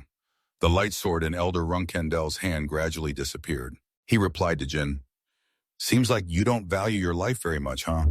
Both of you just rely too much on being the son of the clan chief." Hearing that, Jin didn't hesitate and immediately replied, "No, that's not it." At this point, Elder Runandell's expression gradually relaxed. Jin continued, "I don't think a Runandell should refrain from acting just because the opponent is stronger." Before the bewildered, amazed, and surprised faces of everyone present, Jin continued, "Losing one's life is just a moment. But honor is forever, isn't it?" Upon hearing this, suddenly Elder Runandell smiled strangely and happily exclaimed, "Foolish." Elder Runandell laughed loudly in front of everyone at Jin's words. "A reckless guy like you is so foolish you've made me laugh." Then Elder Runandell cheerfully said to Jin, "Fine, I yield to you. You really deserve to live in the Runandell family." Elder Runandell shouted loudly to all the cadets present, "Cadets, don't forget today what you witnessed today. This brat. Let us show you today the characteristic of our clan's sword disciples." Next, Elder Runandell shouted with excitement, "Cadets, fight. Don't forget your characteristic." After that, Elder Runandell ordered the training to end and resume tomorrow. The cadets shouted together reluctantly, "Yes, sir." After Elder Runandell left, Daytona and Haytona immediately turned hostile. Both grumbled, "Damn it." Jin didn't even glance back and directly left. "I'll give you some advice as your younger brother." Then Jin turned to look at the two. "Maybe now you're afraid of your older siblings, but will that still be true in the future?" Hearing Jin say that, Daytona and Haytona didn't know what to say, only lowering their heads to the ground. Jin continued, "Don't just look at what's right in front of you. Looking further ahead will be better for you." As Jin arrived home, he placed his sword down beside the black cat. The servant Julie saw Jin return and greeted him. "Young master, you're back early." Hearing that, Jin turned to look at Julie. Julie replied, "Yes, young master." Jin said something to Julie that made her expression shocked, surprised, and confused. "I've started a hierarchy war with the twins, Daytona and Haytona." Jin, looking tired, continued, "But I think my two older sisters, Anne and Mew, are backing them up." Hearing this, Julie stammered, "Are they really?" Jin replied, "Yeah." Jin thought about what happened earlier. "I played the role of a young soldier on their side and got injured. After digging deeper, it seems he belongs to my sister's faction." Jin thought about Haytona's panicked expression and continued, "Well, it's because he slipped up. Now he's on their side. If she finds out about this, they'll go crazy." Jin gave a faint smile. "First, he can't possibly have a 5-star knight on our side because they only recruit people weaker than themselves." Julie broke out in sweat, her expression a bit worried. "But both young ladies are already expectations. There's an unspoken rule that expectations only fight other expectations." Hearing that, Jin replied, "That's fine. I'm actually pretty glad my older sister has started disciplining me. This is a big secret among the sisters. But since they're all expectations, there's no reason for them to fight me." Jin sat down on a chair and continued, "The only thing they can do is cause trouble. Distributing members in my team and the difficulty of missions according to their expectation privileges so that I'm more likely to get hurt or die." Jin continued, "However, among the high difficulty missions, there are quite a few solo ones. And for solo missions, there's no AI controlling me. That means I can use my full strength in those missions." Hearing Jin say this, Julie seemed to have figured something out. Immediately, Julie happily stepped toward Jin. "If that's the case, then this is a good opportunity." Jin replied, "Exactly." Jin smiled softly. "I just need to thank my sisters and improve my achievements." Suddenly, Jin lifted the black cat up, surprising it. And Jin held the cat in his hands with a happy expression. "I'm pretty sure bringing a cat along won't be a problem." The cat, startled, exclaimed. Jin continued, "Oh, Murakan, but I won't bring you on missions because I have another task for you." The black cat reluctantly turned to look at Jin. "What other task?" "Yes," Jin replied, "I'll tell you next time. So from now until then, we have to keep a low profile." Julie happily, "Yes, young master." At this time, Elder Runandell was instructing the next group of young soldiers. "After the three of you complete this afternoon's training, yes, you will receive special training in the secret training ground that only those with Runandell blood are allowed to use." Elder Runandell stood with arms crossed seriously on the podium. "Those are privileges reserved for purebloods like you. But don't expect the training to be easy." "Clear," the young soldiers said in unison. "Yes, sir." The faces of the twins, Daytona and Haytona, were bruised and battered. Elder Runandell continued, "Our family's swordsmanship focuses on strength. It is destructive and fights without hesitation. Victors who possess the traits of the Runandell family all show it in their swordsmanship." Elder Runandell continued, "There is no specific definition for our family's swordsmanship. Although there are some signature and secret techniques that only the chosen ones learn, Jin still listened attentively to Elder Runkendell. In his mind, he thought, seems like my sisters are really mad now. Elder Runkendell, seriously, this swordsmanship has no fixed form at all. Whether it's footsteps or rules, this is the biggest difference between the Runkendell family and other clans. Then he looked down at the young soldiers. Do you know why our family's swordsmanship has no fixed form? Hearing that, Jin immediately replied because of the difference in physical ability and the talent the Runkendell family possesses. Elder Runkendell responded, that's right. He continued, being a Runkendell means having noble blood. You possess a body and swordsmanship talent beyond what ordinary people can imagine. Then he looked at Jin and continued, even if you're a bit unorthodox, you are still far above ordinary people. Suddenly, Elder Runkendell smiled slyly. What you have learned is very easy and simple. Then he lifted a metal sphere. Now I will give each of you a steel ball. Dean took the steel ball with a doubtful expression, looked at it thoughtfully. What is this? Is there something inside the steel ball? Elder Runkendell explained. It's called the crystal stone, because when you strike it, a clear sound will resonate. Then he held an iron rod and looked at the steel sphere.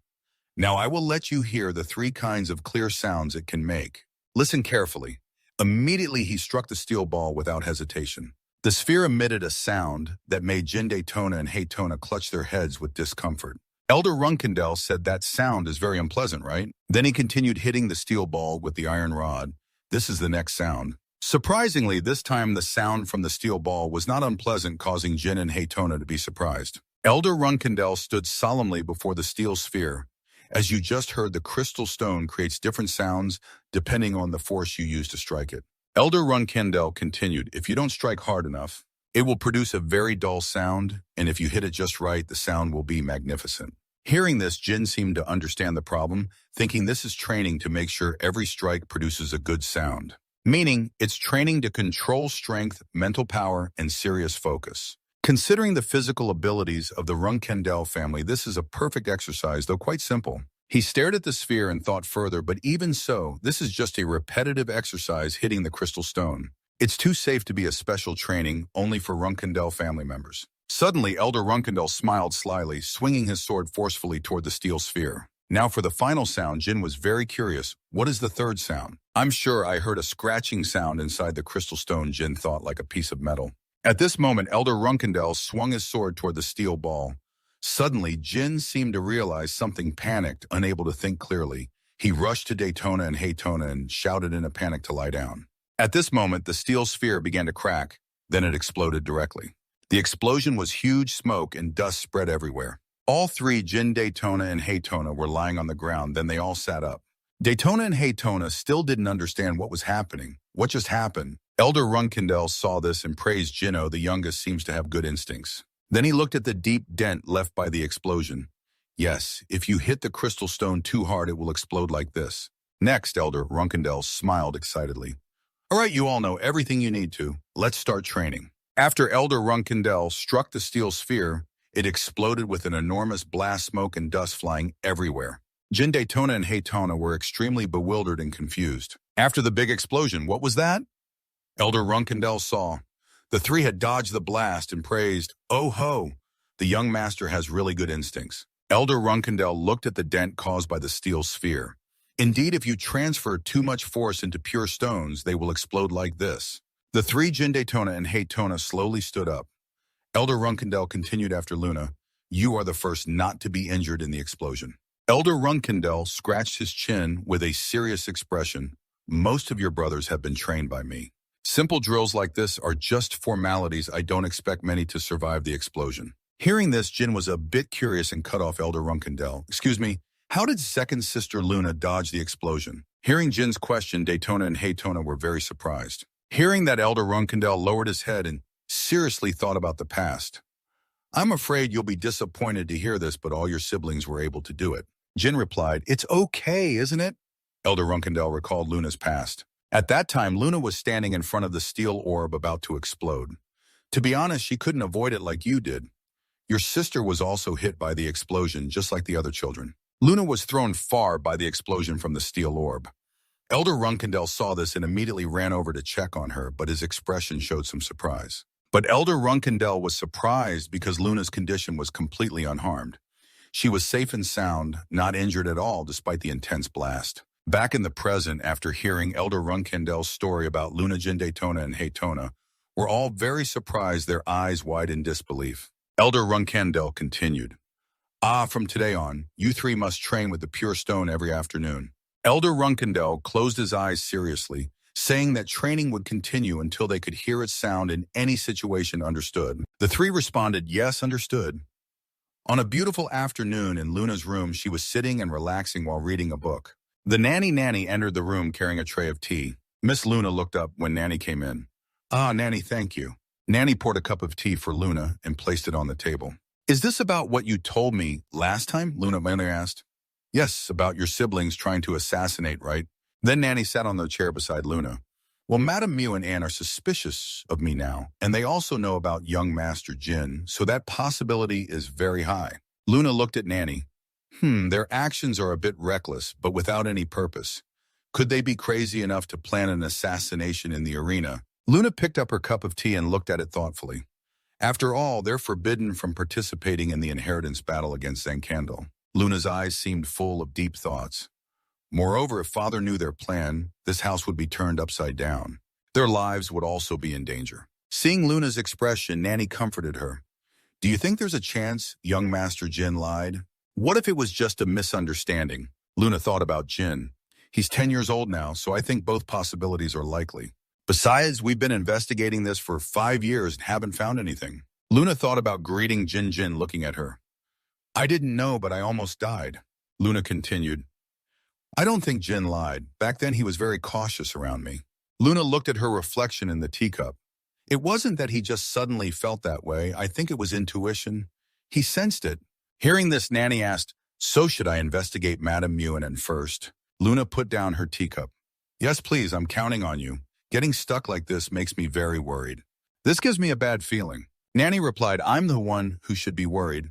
I'm afraid you'll get hurt by your siblings again. Luna smiled at Nanny and said, I went through that age of 13 a long time ago, so you don't need to worry about me. Then Luna propped her chin up, suddenly remembering Jin's training, and wondered, by the way, is Jin doing well? Nanny also wondered, about young Master Z's training. Luna answered, it's about time he shows me the results of his training. Luna closed her eyes to relax. He'll probably get hurt a little by the Pure Stone, but he'll do well. Watching him grow up makes me really happy. The next day at Jin's training place, the 4-hour afternoon training began. Jin was training very hard, his face drenched in sweat, so exhausted he could barely breathe. Among all the training sessions I've gone through, this one made Jin so tired he couldn't lift his head.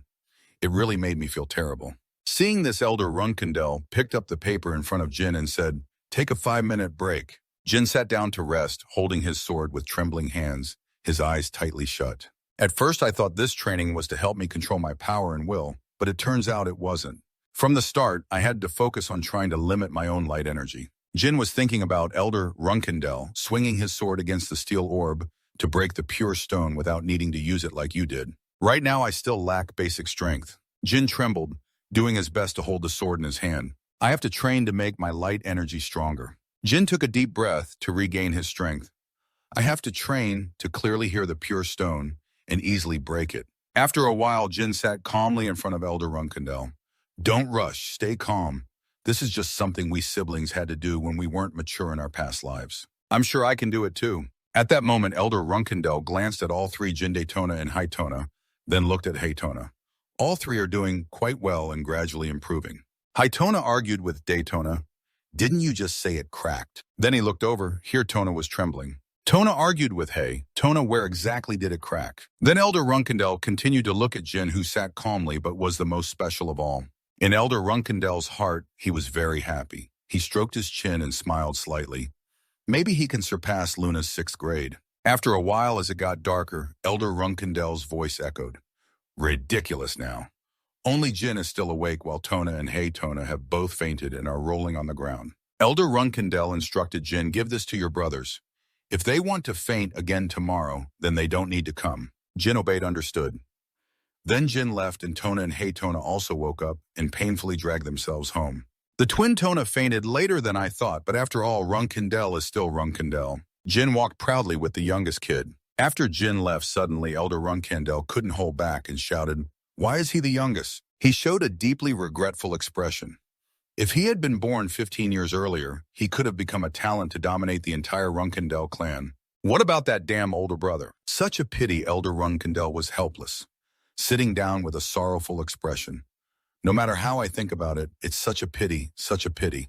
1 month later, month 1795, intermediate recruit training ground. At this time, the announcer stood in front of the recruits. Attention! The announcer held documents and spoke loudly to the recruits. The first mission of the year for the intermediate class has been issued. Recruits were called to step forward. The first mission is to protect some personnel. The people you need to protect are newcomers to Minch Smithy Company. The chosen ones are Houston Baiting. The announcer continued with the third mission, subdue monsters. The target to subdue is orcs. The announcer read the document with some confusion. The mission is in the unprotected territory of Carano. When the announcer read this part, he was somewhat confused and surprised. Then he continued, Mesa Bellup Scott, Ty Mong Kiko Zuzan Eddington Sierra Vince David. The 10 people after Mesa and Bellup were very surprised to hear their names. After reading, the announcer rolled up the documents. There are a total of 25 orcs. The announcer continued, orcs tend to move in packs and together, so be determined to complete the mission. Upon hearing this, Mesa's expression turned serious. The announcer continued, that's all. Betro will give you further details. Goodbye. After everything, all the recruits became confused, looking at Mesa and Bellup and whispering loudly, newcomers going to subdue orcs. What can they do? Half of them are definitely going to die. Khan and Kajin sneered, looking at Mesa and Beelzebub. Prepare the coffins and incense. There's still some time before the mission. Might as well write your will now. The orange-haired guy joined Khan and Kajin. Or maybe you can go beg young Master Jin to save us.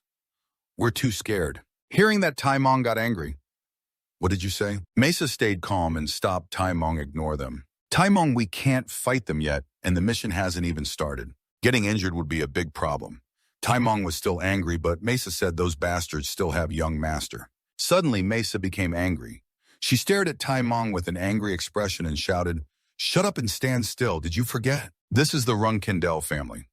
Mesa continued, I just have to carry out the assigned mission and return after completing it. Mesa's attitude became firmer and more determined. That's the only way I can defeat them. At this moment, the two Tonas gritted their teeth and swung their swords down at the orb with all their strength. As the slash came down, the orb erupted with a massive burst of energy. His face turned panicked at the situation. Damn it! A scream rang out, followed by a huge explosion resembling a rocket shooting off. Only a terrified scream was left behind. At this moment, Daytona could only watch Jin in shock. While standing with eyes closed on the side, a broken call came through. What? Jin then coldly opened his eyes and looked in that direction. Jin barely managed to stand, raising his hand to block the lightning-fast attack. Hyona looked at Jin in panic and asked, are you okay? I didn't mean to. Jin replied with some pain, I'm fine. Can I take this somewhere else? Haytona could only be embarrassed. Okay, I'm sorry. Later, while the two brothers were cleaning up, Jin thought, since I started training with Thuanthak, those two brothers have already blown it away faster than I expected. But what was the feeling I just had? He thought while quietly looking at his hand like the direction of the iron stone being attracted. Zin was pulled along the path of the arrow. Now, if the iron stone flies here, I think I can easily dodge it. Could this feeling be related to Luna's training? Before I forget that feeling, let's do it again. After thinking, Jin picked up his sword in front of the orb and started seriously. Suddenly, a voice called out, "Attention, everyone, a mission has been assigned." Elder Runandell announced. The two brothers all looked miserable and grimaced. It's an event. The two Tonas painfully held their heads and complained, "Why is it the Baymon Empire? I already feel nauseous and depressed." Here Tona also painfully sat down. Devastated, "I hate event clothes. They're so tight." Elder Runandell added, "I sympathize with you. Thanks to you, the others don't have to dance at the Empire's banquet hall." But with a very stern face, even if it's an event, it's still a mission. "How dare you complain? If you act like that again, I'll show you what real death feels like." The two brothers could only meekly say in unison, "We're sorry, sir." Jin couldn't help but sweat in frustration, thinking that Aunt Mu and Anne were maliciously punishing those bad at swordsmanship. It's hard to believe they were sent to the Bayman Empire event.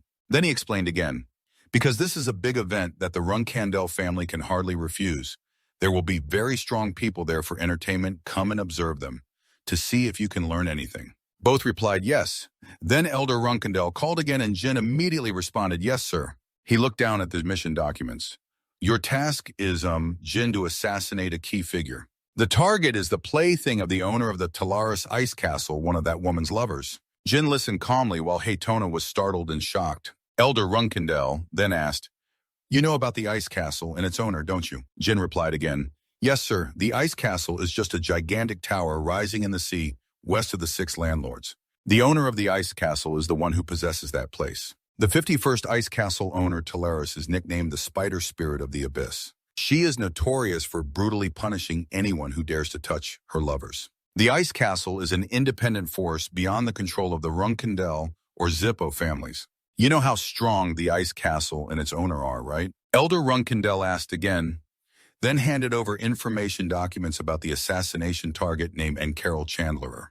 Currently, the Ice Castle members are his bodyguards, and he's in the lawless region of Mamit. While Jin was closing his eyes in deep thought, the two brothers exclaimed in horror, "What?" Mamit, both of them panicked and whispered to each other. Tona said that if it comes to going to Mamit, then this is a mission for the escort knights. The two Tonas also added to Jin, "Even with talent, isn't this a bit much?" At this moment, Jin calmly spoke. He has a question. The person assigning this mission is the Chandler family. So does that mean the Chandlers want to kill their own descendants? Elder Runandell heard this and replied confidently, "That's right. It seems the Chandler family has tried everything to bring him back, but failed.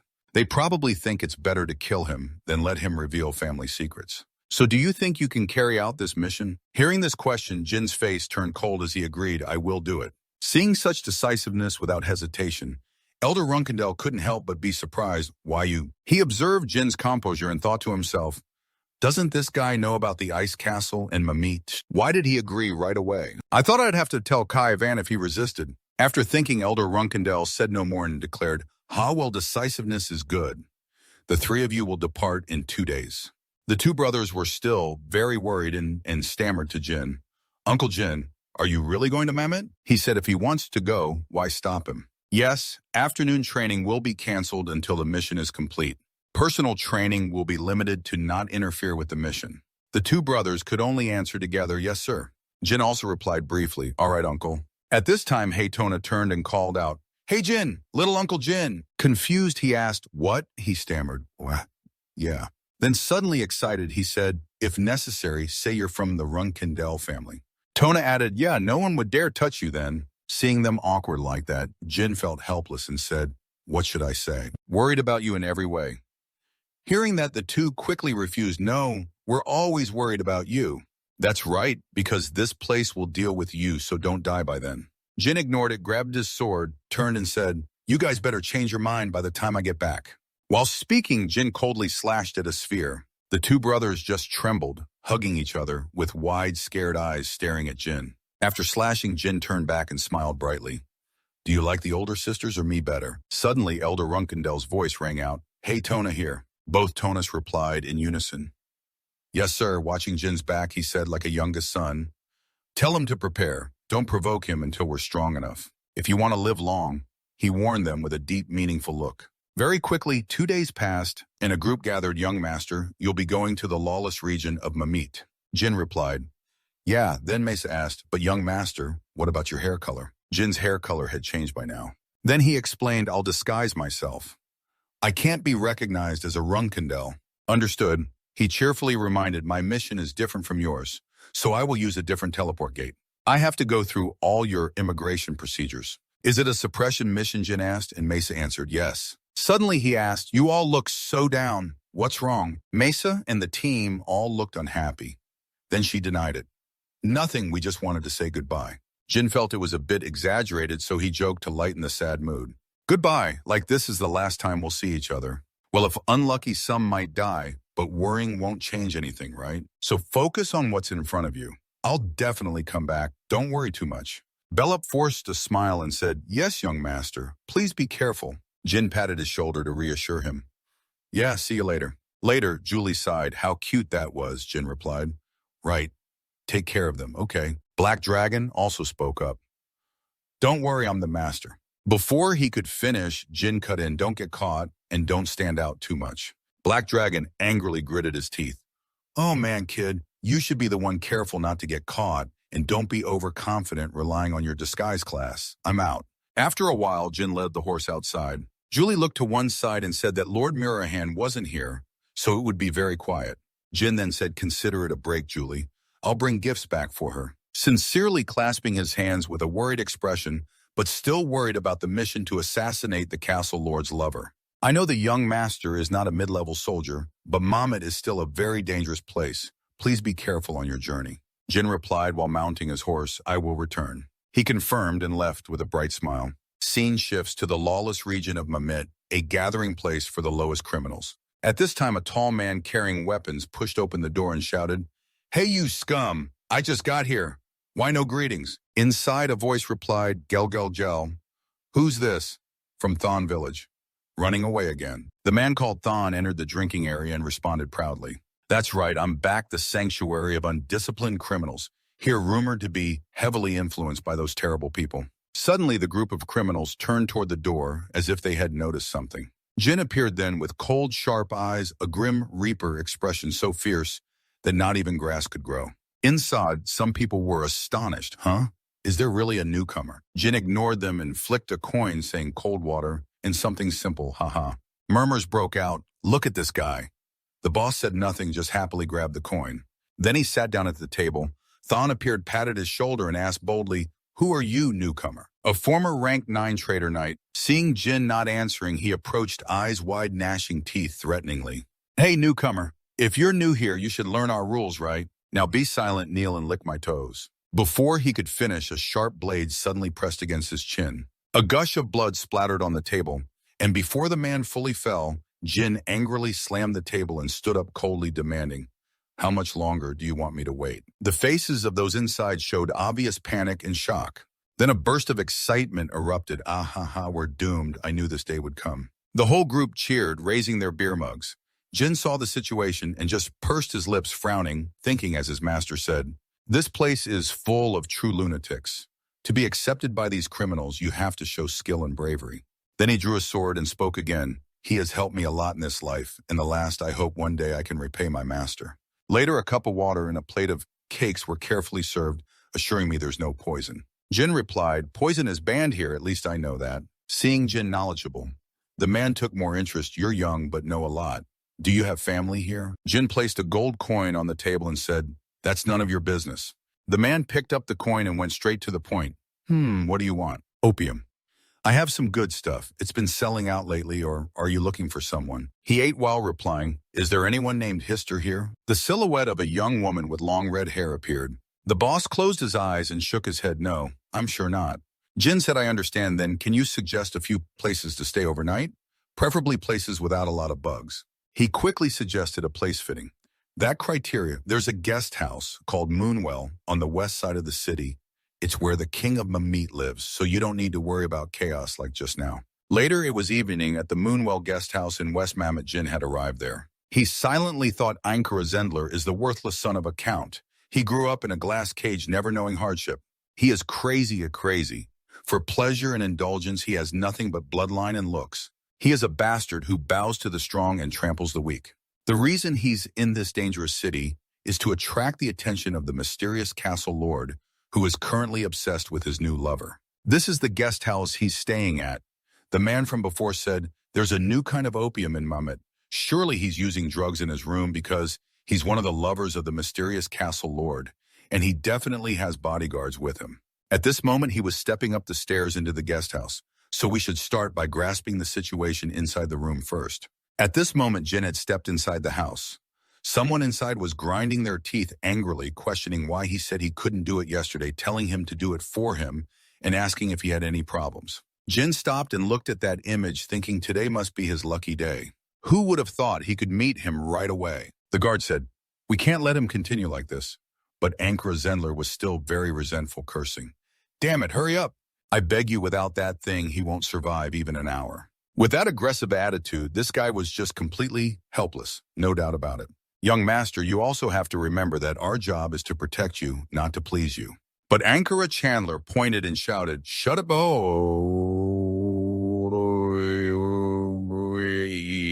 I don't want to hear anything more. Stop talking. If you don't give it to me now, I'll find a way myself, you bastards. I'll remember your faces. As soon as my love returns, you're all dead." The guard sighed, and that other guy took the chance to scold. What? How dare you sigh in my face like that? He didn't pay attention, but looked back, exchanging a glance with another guard. You filthy barefoot bastards. At the Chandler meeting, I am in Caro. Chandler was still cursing when he got punched in the chest, his face twisted in pain. Ch-ch, how much longer do we have to protect this weed? I wish he'd just die from his addiction already. These guards felt extremely annoyed by this addict and complained, why does he keep this lowlife alive? Another reminded them to be quiet. Our job is just to follow orders. Acting on impulse is completely unacceptable. Jin watched them go up the stairs and began analyzing his guards. At least they seemed to be level 6 swordsmen. Killing Ankara would be as easy as a breath. The question is, what would happen next? I have to find a way to trick him out and safely escape his bodyguards. In this demon mist, poisoning is taboo.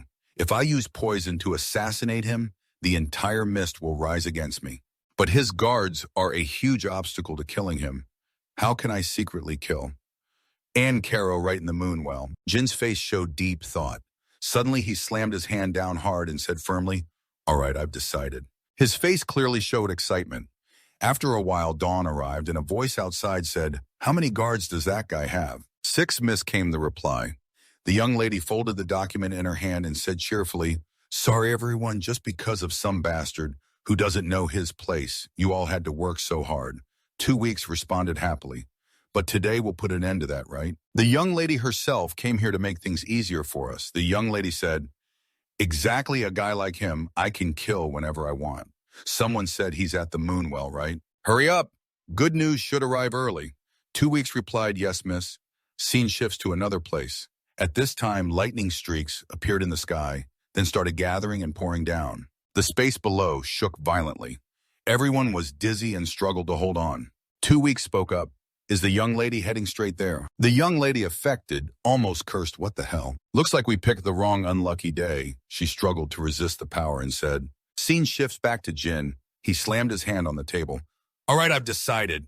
He looked up with determination. Then Jin stepped up the stairs and began calculating, I will terrorize the moonwell and use magic from my room. Though I'm only a spirit novice, if I pour in more soul power, I can create an impact equal to a level 6 spirit spell. That will confuse them into thinking the caster is a level 6 mage. Who would suspect a 15-year-old kid is a level 6 mage? Not even Bernard and Giffen, who just reached level 6. Thanks to the nature of soul power, there will be no trace showing that I'm the caster, so no one will suspect me. Jin then took off his cloak and altered his appearance slightly to make it look like the attack came from outside. Summoning lightning is probably the most fitting spell right now. At Jin's feet appeared a dark black aura releasing spiritual power. That black aura, fueled by Jin's strength, began to surge more violently. After a while, Jin was completely engulfed in the darkness of that aura and strands of lightning appeared around his hands. I really have come up with a terrifying plan. His state became somewhat crazed.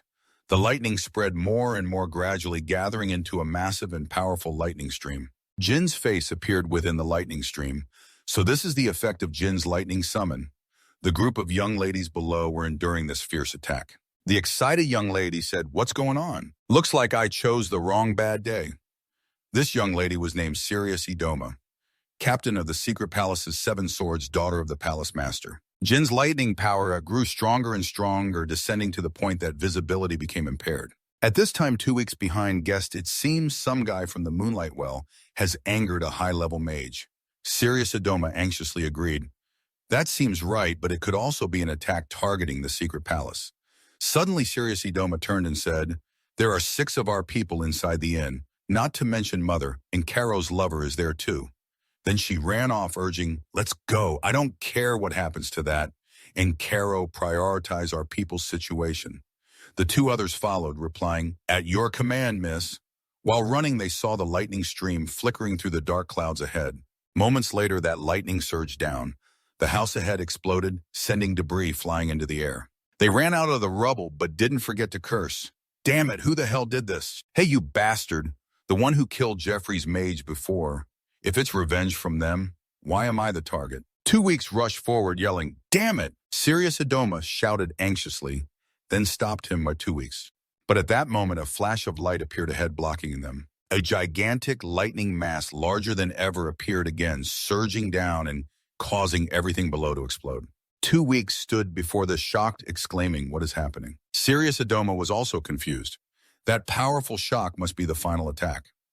2 weeks at it addressing a subordinate agreed miss. At this time, Sirius Adoma looked at the huge smoking rubble and prayed everyone was still safe. At that moment, a hand placed itself on the fallen wall. Among those people, some struggled to crawl out of the rubble they had caused themselves. Perhaps because the last lightning combined all his spiritual power, it nearly reached the 7-star threshold. I was lucky to avoid a fatal injury thanks to the pendant. It seems all the secret palace guards are still alive. But where is Encaro? If he's alive, it will be a good opportunity for me. Suddenly a shadow covered him. Then Miss Sirius bent down near Jin and asked, "Is there someone your age in Mamet? Are you okay?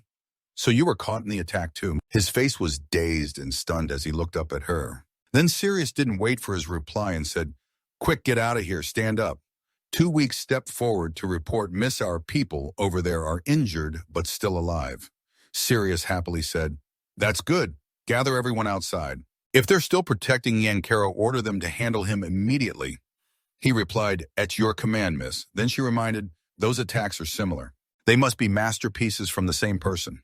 If you find that mage, tie him up immediately." 2 weeks replied, "Understood, miss." Even now, Jin was still stunned. Analyzing Sirius, isn't she the daughter of the secret palace master? Listening to their dialogue, it seems she came here to look after Encaro. His death has been arranged. I don't need to check on him anymore. The problem lies in what happens next. It will be complicated. If she recognizes me, I'll disguise myself as much as possible and use the chaos to escape. Thinking that he slapped the sides of his head to reduce his recognition. Suddenly a guard announced, "Excuse me, miss," and Caro died during the raid. The subordinates failed to fulfill their escort duties. After hearing this, Sirius calmly said, "Really? Good news. I'm here to free you all from that task. You've had to keep an eye on that idiot for a long time. It must have been tough for you." Her words were directed at the guard on Caro. He could only reply, "Miss." Then suddenly she tiptoed and jumped onto Sirius. She raised her sword high in front of everyone and said loudly, "The secret sect will temporarily take over this inn. I am Sirius Idoma, daughter of Talaris, the sect leader of the secret sect, captain of the secret sect's 7 swords. Anyone who objects will be considered an enemy of the secret sect." These arrogant words caused quite a bit of dissatisfaction. Then everyone found it hard to believe and pointed fingers to retort, "Don't make me laugh, even if you're the sect leader's daughter. This is Mamet's secret sect territory. How dare you go against the kings of this city to take control? You're overstepping your authority right now. Not to mention the reason we were attacked is very likely because of the secret sect." These objections made Sirius clench her lips and grow quiet. Behind Sirius, a cold, decisive sword slashed across several of those voices' throats. Then holding the blood-steaming sword, she said, "I made it clear anyone who objects will become an enemy of the secret sect. You kings of Mamet think you can look down on the secret sect just because of your emperor role-playing game at this gang of scammers hideout. If this attack really targeted the secret sect, we will compensate properly. But if the target of that sorcerer was one of you, and the secret sect accidentally got involved, what will you do?" The others, hearing these threats, though angry, could only grit their teeth and endure it. Sirius then turned and gave a cold glance. "I think that's fair enough for the secret sect to take over this inn, right? Fine, do as you wish. After all, we're in the same boat. We have to find and kill the sorcerer who caused this attack." "I think so too. Now let's find the sorcerer among the survivors. It's not like my people don't have sorcerers among the secret sect here. Not surprising at all. It's very likely one of your scammers provoked the mastermind while causing trouble somewhere. So stop this meaningless resistance right now." Then Sirius placed his hand on the rubble wall. "What? You're dragging your feet. Didn't you hear me tell you to get out?" Jin had smeared dirt on his face to hide it. Smiling and pretending to be naive, he stammered, I'm a little scared. Plus, my left leg is injured, sorry." Seeing him like that, Sirius pulled out a bottle and commented, "Ha ha ha, you're the most cowardly man but still a fairly cute swordsman. Pull up your pants, you're lucky to have survived the attack. You even get to have the great Sirius here personally apply ointment. Consider it an honor." Sirius, ignoring status, sat down and applied ointment to Jin's wound, then replied, "What should I do to repay this favor?" She just looked up, smiled with squinted eyes and said, "No need. Someone like you isn't capable of repaying the great Sirius. Just think of it as a nice memory and occasionally salute the secret sect, that's enough." Then Sirius stood up and turned to leave, but didn't forget to wave goodbye. Jin, with a dirty face, waved back with a smile. But after the group disappeared, he quickly lowered his hand and returned to his cold expression, mission accomplished. Scene changes to another place where an attack hits a knight currently fighting monsters.